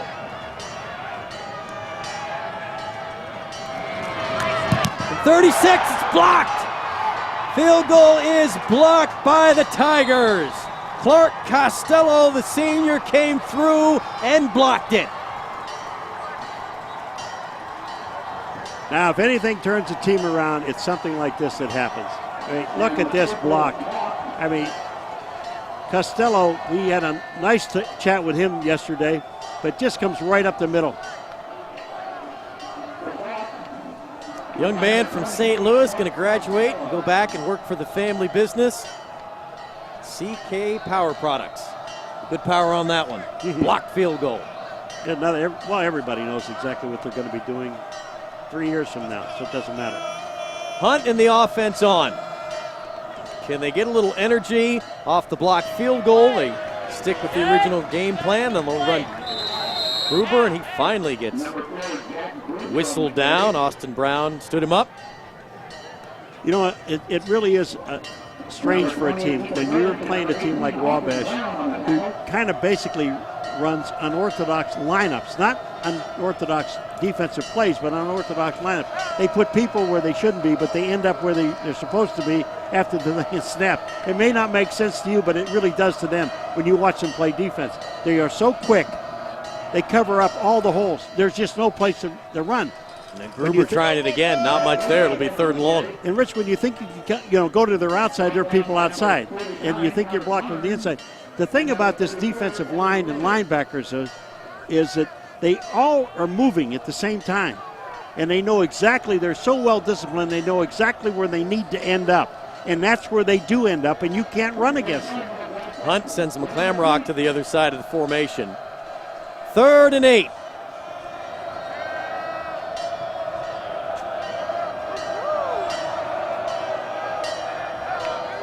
Play clock at 5.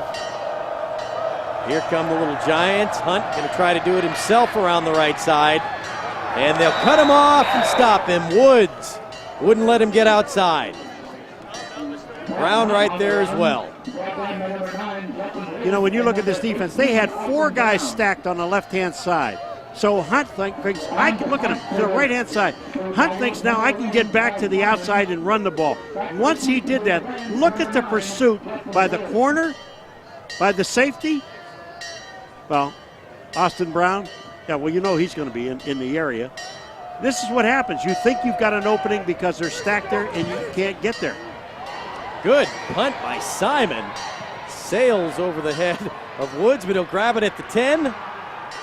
And they'll cut him down right there. Good coverage. Look at Galley, your starting running back, down on special teams, making the tackle.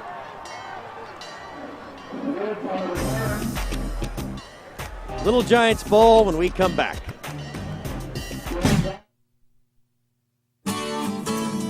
I'm Andrew Cullison. I'm the Phyllis W. Nicholas Director of the Janet Prindle Institute for Ethics. We have a gorgeous facility on a 500-acre nature park. It's a wonderful retreat space. This is all at an institution that's devoted exclusively to high-caliber undergraduate education. We want students to be thought leaders in 2 senses. We want them to be thought leaders in the sense that they're ethically aware, that they're the person in the room who identifies an ethical issue, and we want them to be the sort of person who can lead thoughtful, intelligent, well-reasoned discussion about an ethical issue when it arises. Go back to Teddy Roosevelt. He said to educate a man in mind but not in morals is to educate a menace to society. To address a practical ethics issue, you need to be knowledgeable about the relevant history, the relevant science. A little bit of psychology is going to help. A little bit of philosophy is going to help, thinking about what sorts of things we ought to be valuing. And that's the kind of thing you get at a liberal arts college. You get the ability and the capacity to think critically and to be comfortable delving in subjects that are outside your forte. That's precisely the kind of skill you'd want if you yourself are going to be a good ethical reasoner, and then if you're going to go on and be a good leader, it sort of makes sense to have something like this in a liberal arts college setting. Guys, this is the first Wabash team since the 1970s that doesn't have one player who knows how it feels to lose a Monon Bell game. I can tell you from experience, though, there are a couple players who have a general idea, as the Burrish brothers' older brother, Tyler, was a member of the Wabash teams that lost 2 in a row back in 2007 and 2008. They have no interest in finding out how that feels, guys. Well, Matt, maybe that's what made them so angry. Great line, Matt. In good shape now. Tiger's going to need a turnover or something. You thought maybe they could get a little energy off the blocked field goal, but nothing came of it. They just have not been able to solve the defense of the Little Giants. Holmes got the carry on first down, and with the 20-3 lead, 7.5 minutes to go in the 3rd quarter, if you're Wabash, thinking maybe for some style points for the committee to look at? Well, you know, the thing about it is DePauw, defensively, they are really playing well. You know, these guys are keeping these guys from scoring big points on them, which they could have. And you look at them, they're just moving around doing a terrific job, getting nothing from the offense. And that's what's frustrating, and that's what the coach was talking about. Holmes again. Tyler's a senior, had 905 yards entering play today.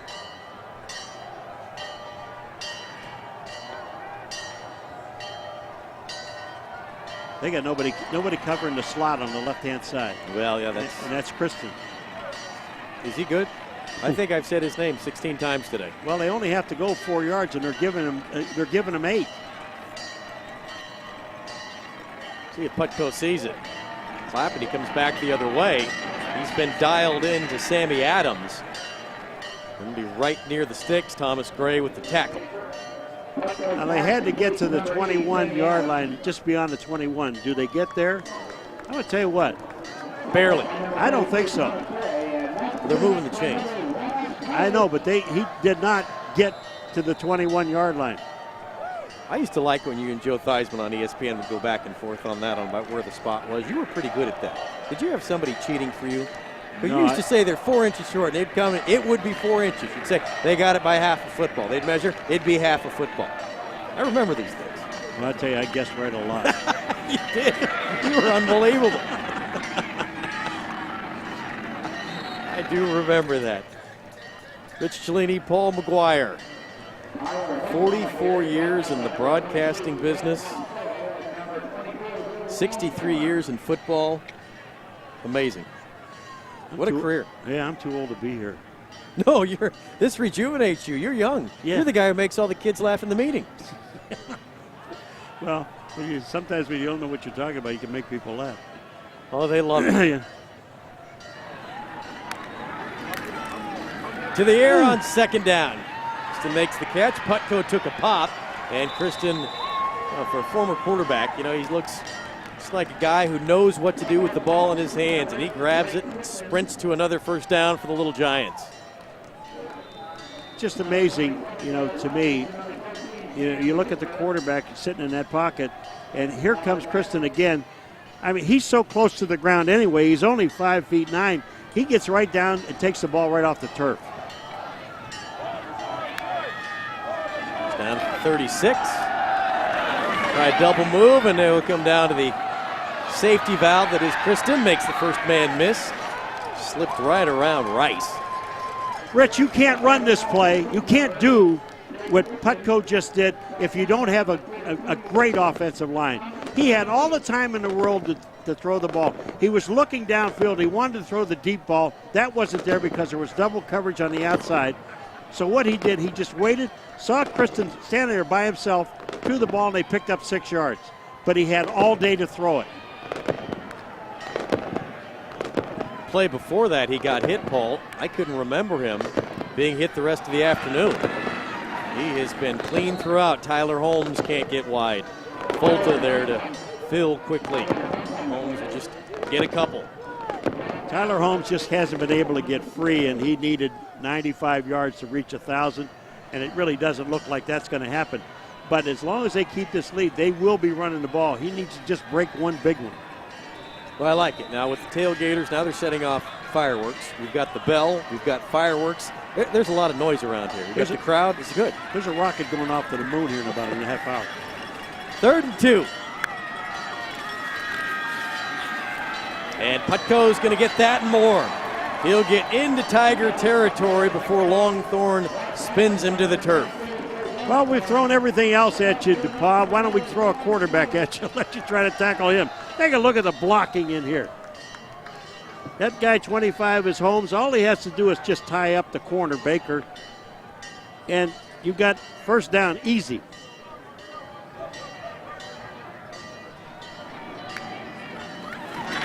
Those Little Giants, this is now turning into time where they can have some fun. Holmes with the carry, met by the middle linebacker, Thomas Gray. Another 5? Yep. They got to be averaging 5 yards a carry. They really do. I mean, it's just frightening what they're throwing at him. And this defense has not quit. No, the Tigers are much improved from a year ago. 7-2 record coming in here. They had won their last 3. 6-2 in conference. And for Tyler Holmes, who had to sit out with the ACL injury last year and came back to take one more class to graduate. He'll be done in December, but to play another season of college football, a great way to end his career. It's an English class, isn't it? It is. One class. I mean, what do you do all day? Lift weights, run, rehab your knee.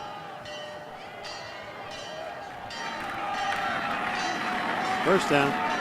Holmes again. Peter Nelson. One of the things we didn't talk about, we talk about these guys, classes first. Education is number one for all of these guys. Football is secondary to them. But they only have so much time.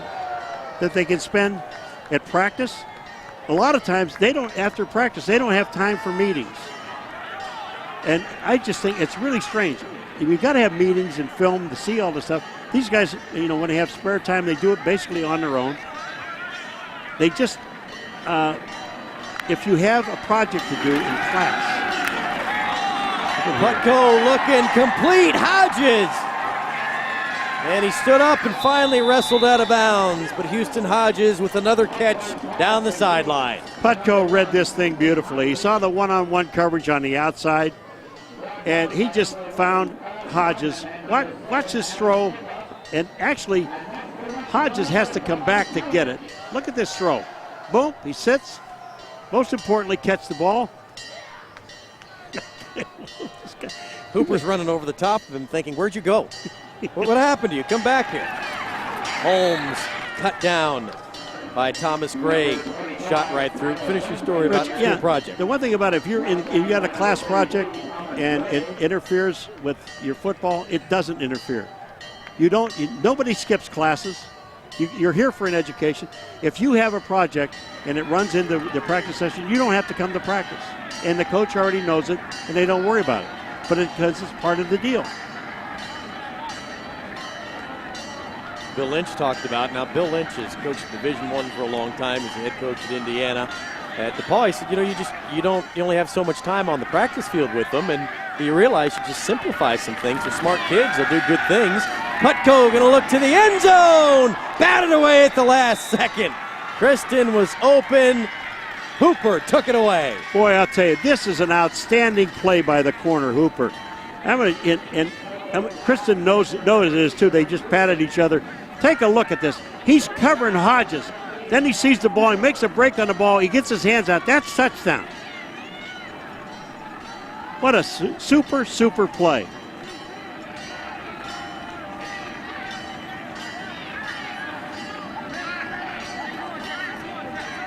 Third down and 11. Now there's a name for you, Ham Hooper. Beautiful. Oh, flag. I don't think they got it off. False start. Number 79 in the offense. 5-yard penalty. Still third down. They don't have encroachment. Lori Lee, the center. They don't have encroachment. Look at the linebacker.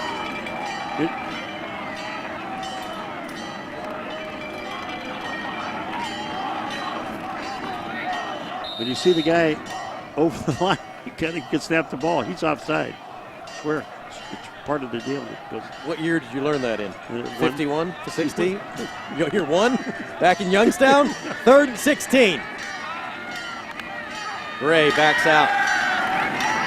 Putko pressure, and they finally got him. Peter Nelson, who's been working all day, finally gets a little cube of sugar. Oh, man. You know, you make a great play by Hooper, number 17. You get an illegal motion penalty.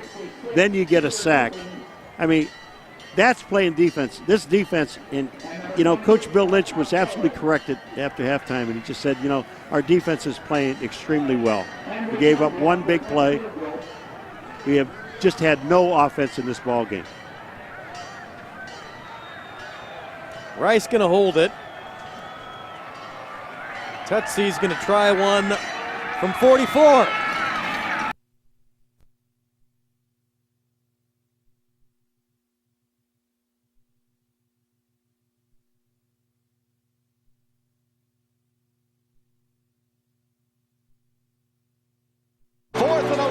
From the 45 for Wabash. And he's caught from behind, but he lets it go just as he is tackled. And the ball falls incomplete. And the DePauw Tigers, the senior class of 2005, has finally won the Monon Bell. Well, it's a good thing they talked about. I'm just so happy for these kids because they want to win this game so bad. Our seniors have never won it, so I'm really happy for them. And great intensity and great atmosphere for college football.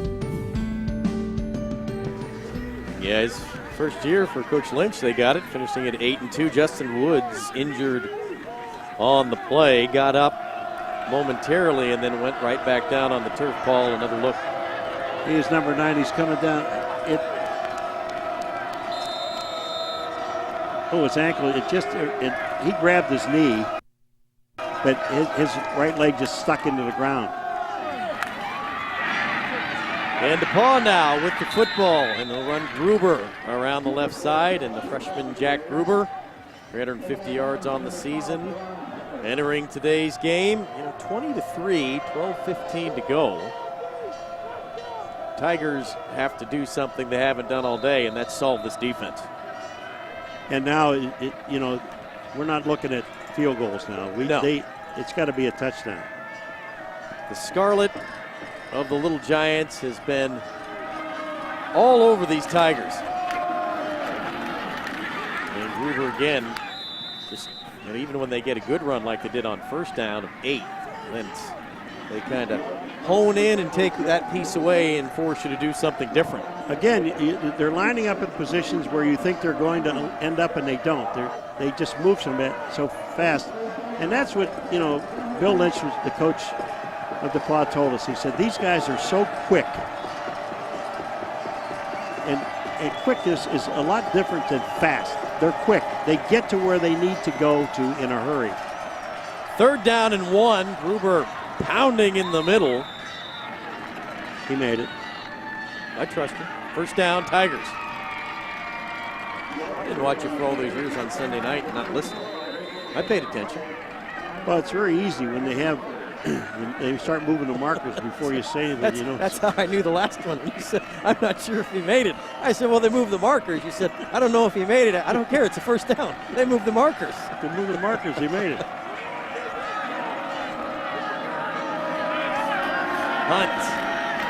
Let one go. Incomplete. Jeffers out there. Couldn't catch up to it. Fouts filling in for Woods at corner, had the coverage. Do you know there were 5 guys back there? Fouts was open, in the middle, but he was beyond 4 of them. But there were 5 guys downfield, 5 red shirts, when he let this ball go. If you look at this, now watch when you see Fouts. The ball's in the air. Look at the red shirts. Yeah, Jeffers out there, the receiver, and Fouts 14 right there, stride for stride. And if your name is Fouts, don't you have to wear 14? You do. Smart kid, knows his history. Gruber. Should be able to play a quarterback also. And grow a beard. Yeah. Your old organization, the Chargers, Dan Fouts. He's a great one. Oh, man. Was he ever. And he's a wonderful announcer. Anyway, these guys need to. 3rd and 8, Paul. They first downs. They haven't solved this one yet. No. 3rd and long. They have 6 first downs, I think, in this entire game. You got to move the sticks.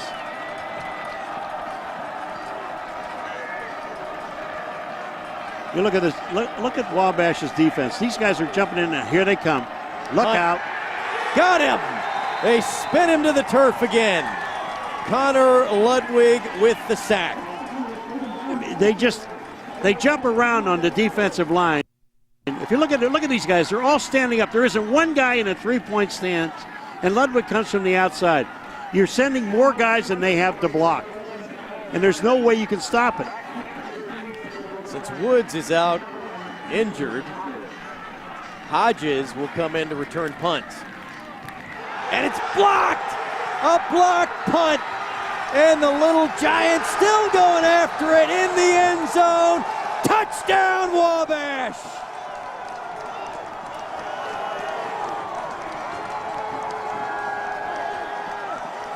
Ludwig blocked it and then worked his way through the pile and recovered it for 6. Here he comes, number 30. He's coming right up the middle. Look at this. Too much time by the punter. That's the wrong part. Now watch number 30. Watch who ends up with the football. The ball's knocked out. Ludwig watches it. I blocked it. It's mine. It's mine. How about that? A sack, a blocked punt, and then I got a touchdown out of it. And now we have 27-3, and with 9:30 to go in the game, we can start saying Monon Bell stays in Wabash for another year.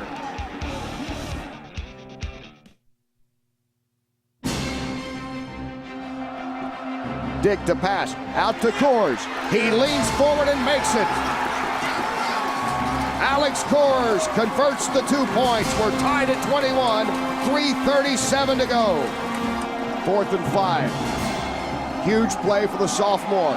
Pressure is put on. Hit as he throws, and it is intercepted. Intercepted by Javon Pruitt, his 6th hit of the year. 2 seconds to go. Monon Bell game on the line. The kick is long. It's got distance. It's good. It's good. Haverkamp has won the Monon Bell with a 47-yard field goal. With room to spare.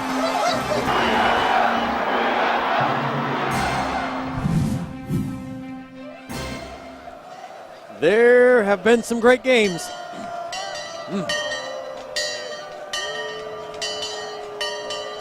This was a very good defensive game for a long period of time. It was. But when you have an offense that puts up in 3.5 quarters almost, puts up 6 first downs.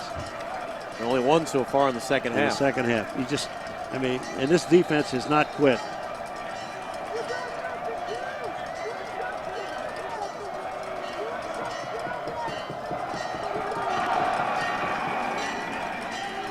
Stratman's kick.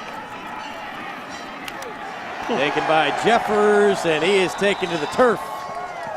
Shy of the 25. Well, the hitting keeps going. Connor Carnes with the special team stop. You know, these guys just know how to break down. Again, when you're on special teams, you can run down there as fast as you want to run down there. But once that ball carrier gets within 5 yards, you've got to just break yourself down so you can make the play. And that's what these guys do so very well.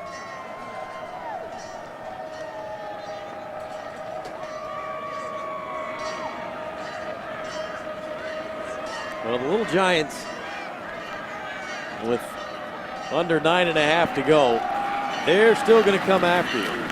And what's the motto? Wabash always fights. Never stops fighting. And always means always. Yeah, it really does. That was, Cody Baresh told us that story that, well, they were down in the playoff game to North Central, 28-7 in the 4th quarter. And he said, you know, we're in the locker room. He said, Wabash always fights.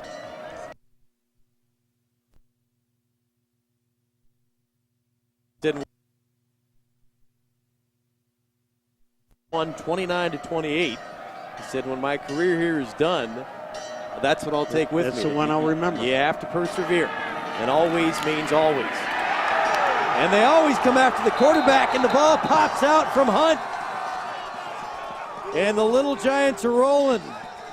Baresh, who we just talked about, in there. I'm telling you, wait till you see what Cody Baresh in this rush. He takes the blocker. Now we got a flag down here. I think, well, the coach is on the field, and I think he got flagged for it. And now they're arguing. The coaches are arguing on the sideline. Rayburn is arguing. And they're going to call one of the coaches for being on the field. That's what this flag is about. Contact. We have a sideline warning on Wabash. That's a warning. Look at 39, Baresh. Watch this. Look at it. He takes the blocker all the way back into the quarterback and knocks the ball out of the quarterback's hand. How good is that? Now, is that a quarterback sack through an offensive guy?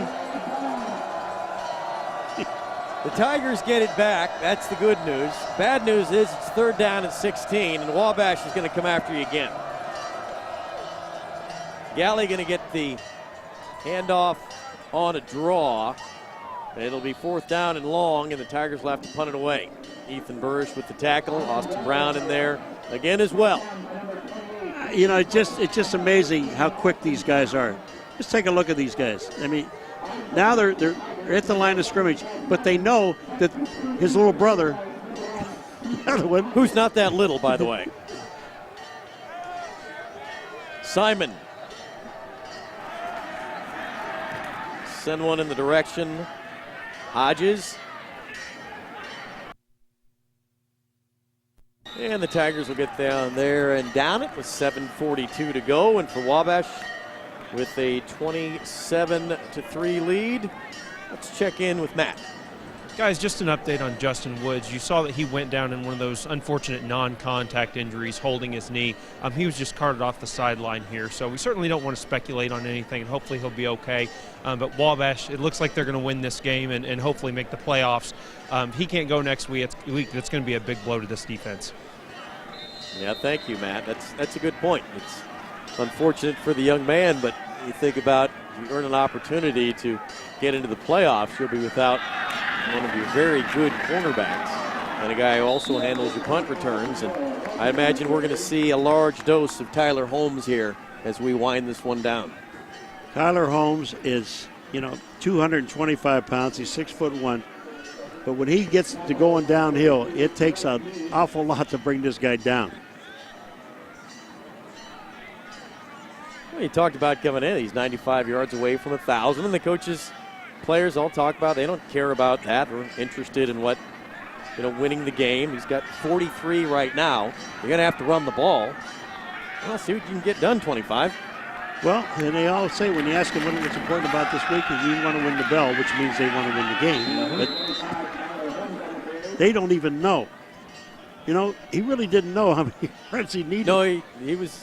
And honestly didn't know that he'd say, you're only 95 yards away from getting 1,000 yards. He said, that'd be nice.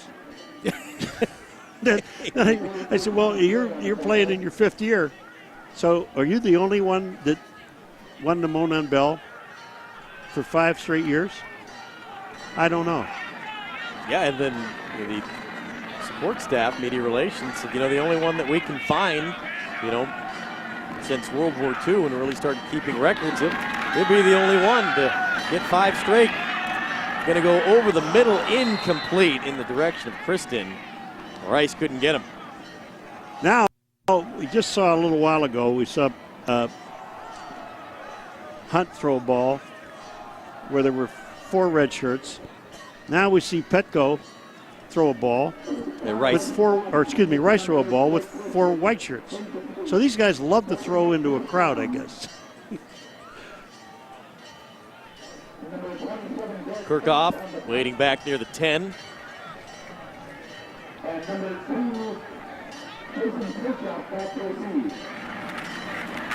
Fox. Funky drop on that one. And it'll take a positive roll. And stops at the 16. 6 minutes to go. History of the Monon Bell. First time they got together, November of 1890. I was at that game. DePauw, 34-5. Wabash overall in the series. We were just about tied there at 53, 53, and 9. 5 straight for the Little Giants. And the last meeting, Wabash won on the road. And they're in good shape here at Little Giant Stadium today, up 27-3.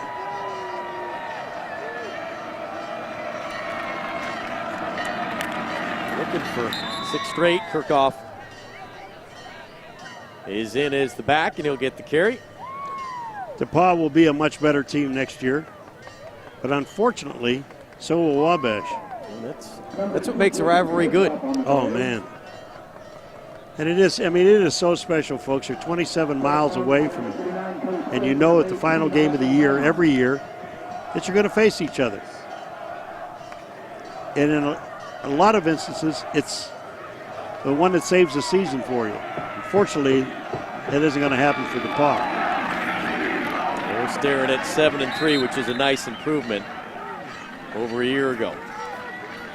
Put together a good year, and nobody expected the year to be this good for the Tigers. No, and but the coaches aren't surprised, and the players aren't, and that's it's fans and media that think, well, he had such a bad year yesterday, anything would be an improvement, but they never thought they would be as good as they are this year, and they really are that good. You're not seeing that much offensively today, or you're not seeing anything offensively today, but defensively they're so much more improved, and next year offensively they will be. Hunt will be a junior. He just has to let that one go in the direction of double coverage. Incomplete. Pettiford right in there. Adam Ney was the intended receiver. But Hunt doesn't have a lot of time. No, he didn't. And, you know, you've got to get rid of it in a hurry. Pettiford, it's the first time today you've called his name, but he really hadn't had much work to do.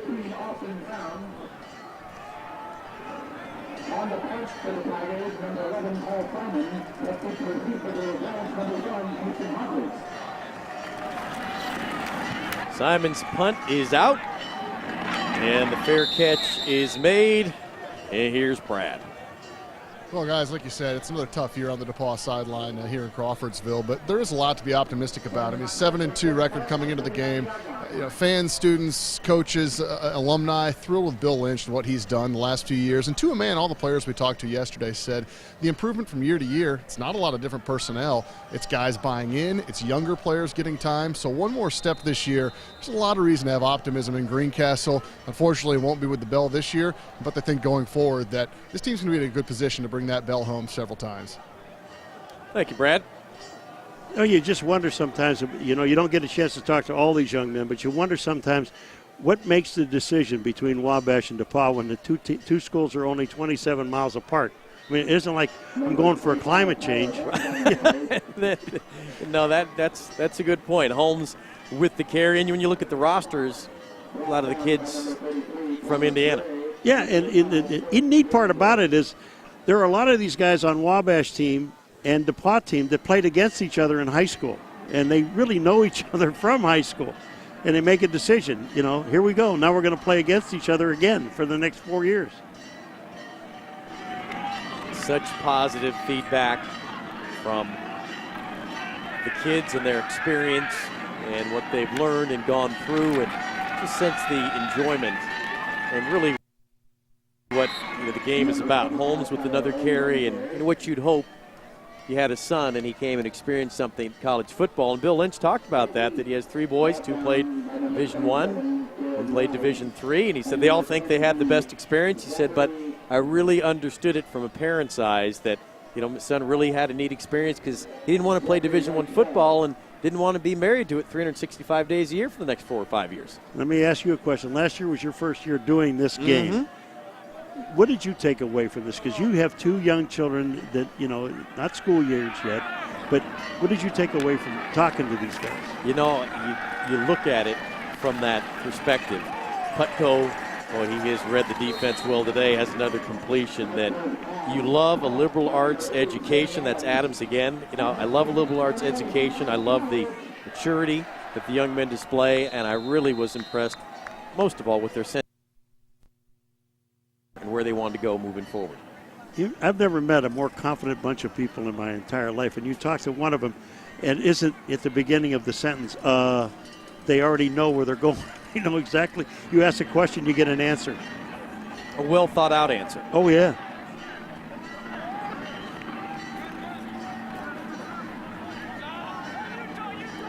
These guys are taking majors I can't even spell. Oh, and the senior feeling it now, Tyler Holmes, and I think his offensive line's saying, I don't have any idea how many yards you have. We got a couple we can get. Second longest streak with the 6 coming now for Wabash. Longest in the whole series is 7 wins. They're working towards something here. Well, I don't know if Tyler can he get enough to make 1,000 yards. 21 for 62. He'd have to almost break one. He needed 95 coming in. He was at 9:05. Well, he's outside that 23-yard mark. Oh, and that's. They got. You want to talk about something that's really stupid? Sturdivant, really stupid. Throws a punch. Now, they're going to kick him out of the game, or they should. Yeah, and that's going to might bite him for next week, too. And that is just stupid. You're standing right in the middle of the field. I don't care what a guy says or doing. You're winning the ball game, and you're going to slug a guy? Dead ball. Personal foul. Number 72, the offense. 15-yard penalty. Second down. For punching a guy, you should be ejected from the ball game. I'm sorry, but that's the way it goes. He's right in the middle of the field. Number 72. The play is over. On the right of your screen. Take a look. Left hook. Kiyosaki points to the official. Did you see that? Here we go. Everybody saw it. 1 and then 2. You see that? I think everybody did. Not smart, and that's the spot you need to be in when you do that, on the sideline talking to yourself. To get 1,000 yards, so he wanted to move him back a little bit. Well, even if give him the benefit of the you doubt. broke it now, he'd only have 83. And I know you just went to the Citadel, but that's not going to get you to 95. So you might need to do one other thing and take another. Wait a minute, he 15. only needs 21. What? 95, not 65. Here he goes.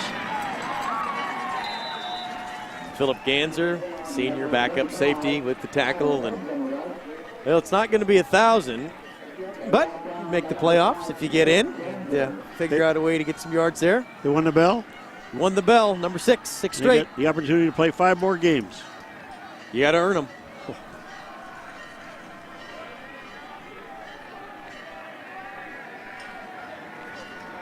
This place is going to light up, folks. They're going to start ringing the bell. Oh. Wait a minute. They've been doing that for the last 7 days. Got such a headache.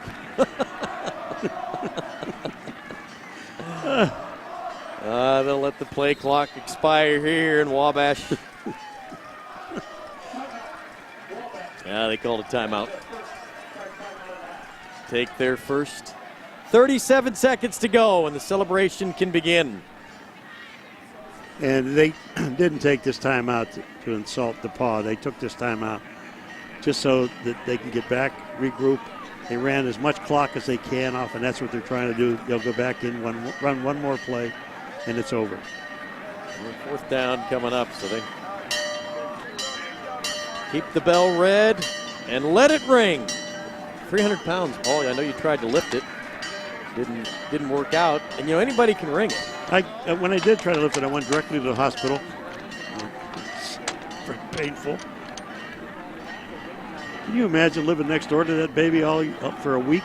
It goes, folks, it goes for a week. Well, the kids, they all live right near campus, and a number of them live in the same house. Can you hear the bell? Oh, yeah. It's even louder when it's cold out.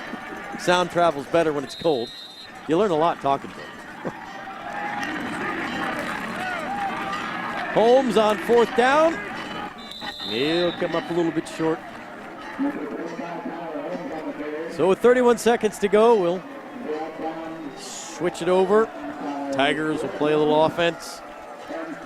And the Little Giants and their defense will come back out on the field. And they were the stars today. Longest streaks. There you go. 2009 to 2014, second only to the 1920s from the Little Giants, 1-7. Saw that game too. 1920s, you and Babe Ruth? Yeah, we're sitting right over here by the bell. That's when the train had the bell.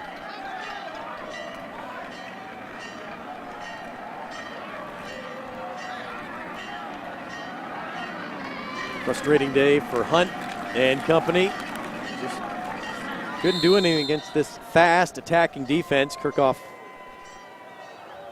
will get what just should be the final carry of the day, and the final for the Little Giants. 27-3 over DePauw, and another Monon Bell victory for Wabash. Dominant performance.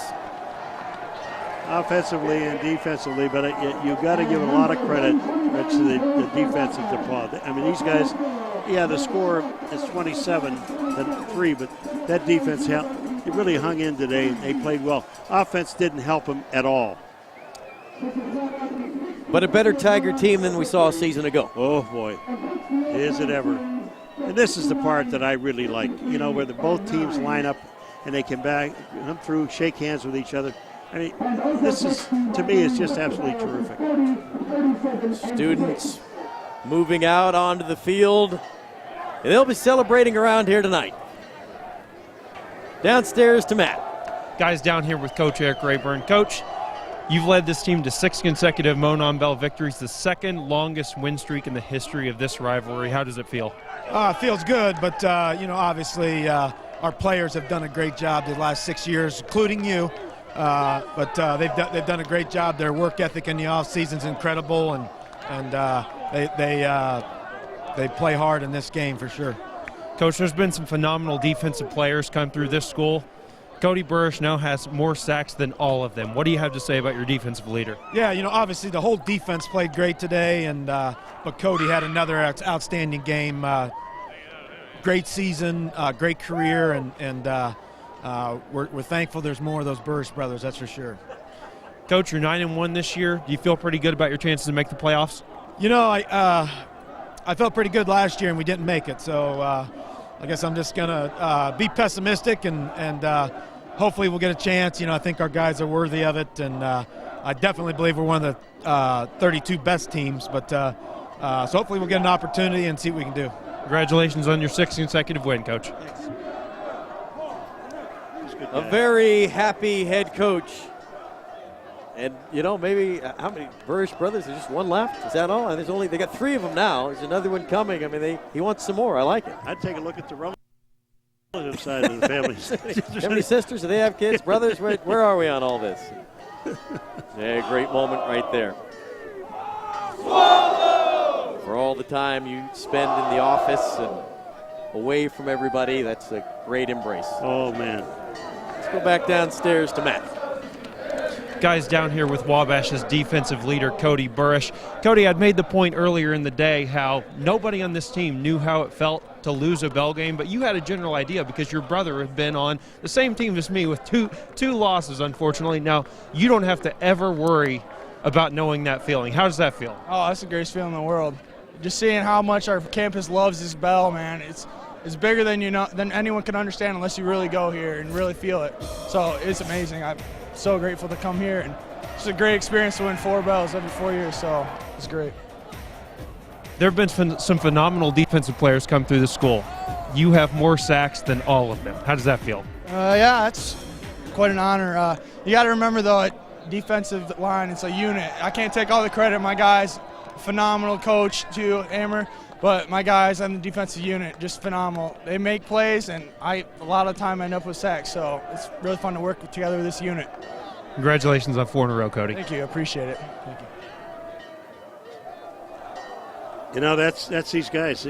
They always give credit to everybody else, and it is truly a team effort. The Monon Bellhawk. Love it.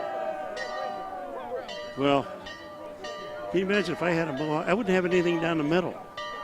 What would you call that? I got what they call football hair, 11 on each side, and then there's nothing really. I couldn't grow anything there.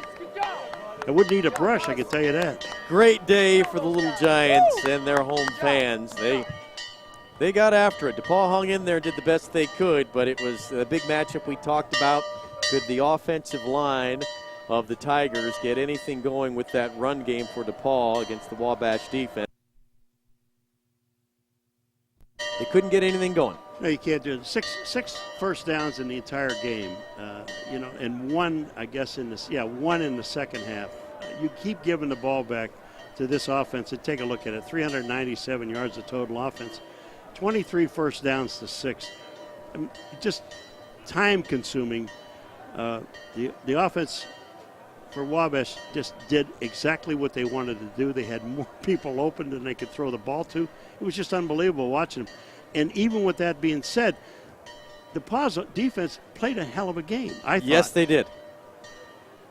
But they come up short on this one, and so now for Wabash, you just sit, wait, and hope that you get one of the 6 at-large bids. Well, there they are. Now they went to get the players to ring the bell because everybody else left. So you guys don't get to shower or anything. Just ring the bell until nightfall. How long do you have to ring it till? And they won it, didn't they? And they will ring it throughout the night. I promise you that. Well, for Wabash, it is turned into a really nice season. But congratulations to DePauw. Under Bill Lynch, you're going to finish the year at 7-3 overall, 6-3 in the conference. And the Little Giants improved to 9-1, 8-1 in the conference, hoping to get into the playoffs where, you said it, You'd have to win 5 more games to be Division III champs. And I guarantee you, next year when this game is played, you're going to have 2 really, really good football teams are going to go against each other. Because DePauw's going to get a lot better than they were this year. They doubled that from last year. They were terrible last year. They turned this thing around. They're going to turn around even more next year. Always enjoyed it. 44 years in the broadcast business. Next year we'll get you to 45. And then that's it. No, that's not it. That's not it. You can't say that.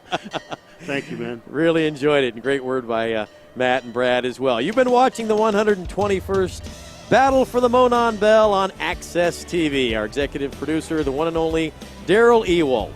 Today's director, Brian Peters. Senior producer, Mike Ricci. Director of live events, Chris Markwell. AXS TV remote engineering, Dan Neighbors and Lonnie Thomas. Tim Salee in charge of transportation, and special thanks to the staffs from both Wabash and DePauw. From a broadcast partner, Paul Mcguire, Matt Hudson, and Brad Wakamerka. I'm Rich Cellini. So long from Crawfordsville, Indiana, where once again the final, the Little Giants of Wabash knock off DePauw 27-3.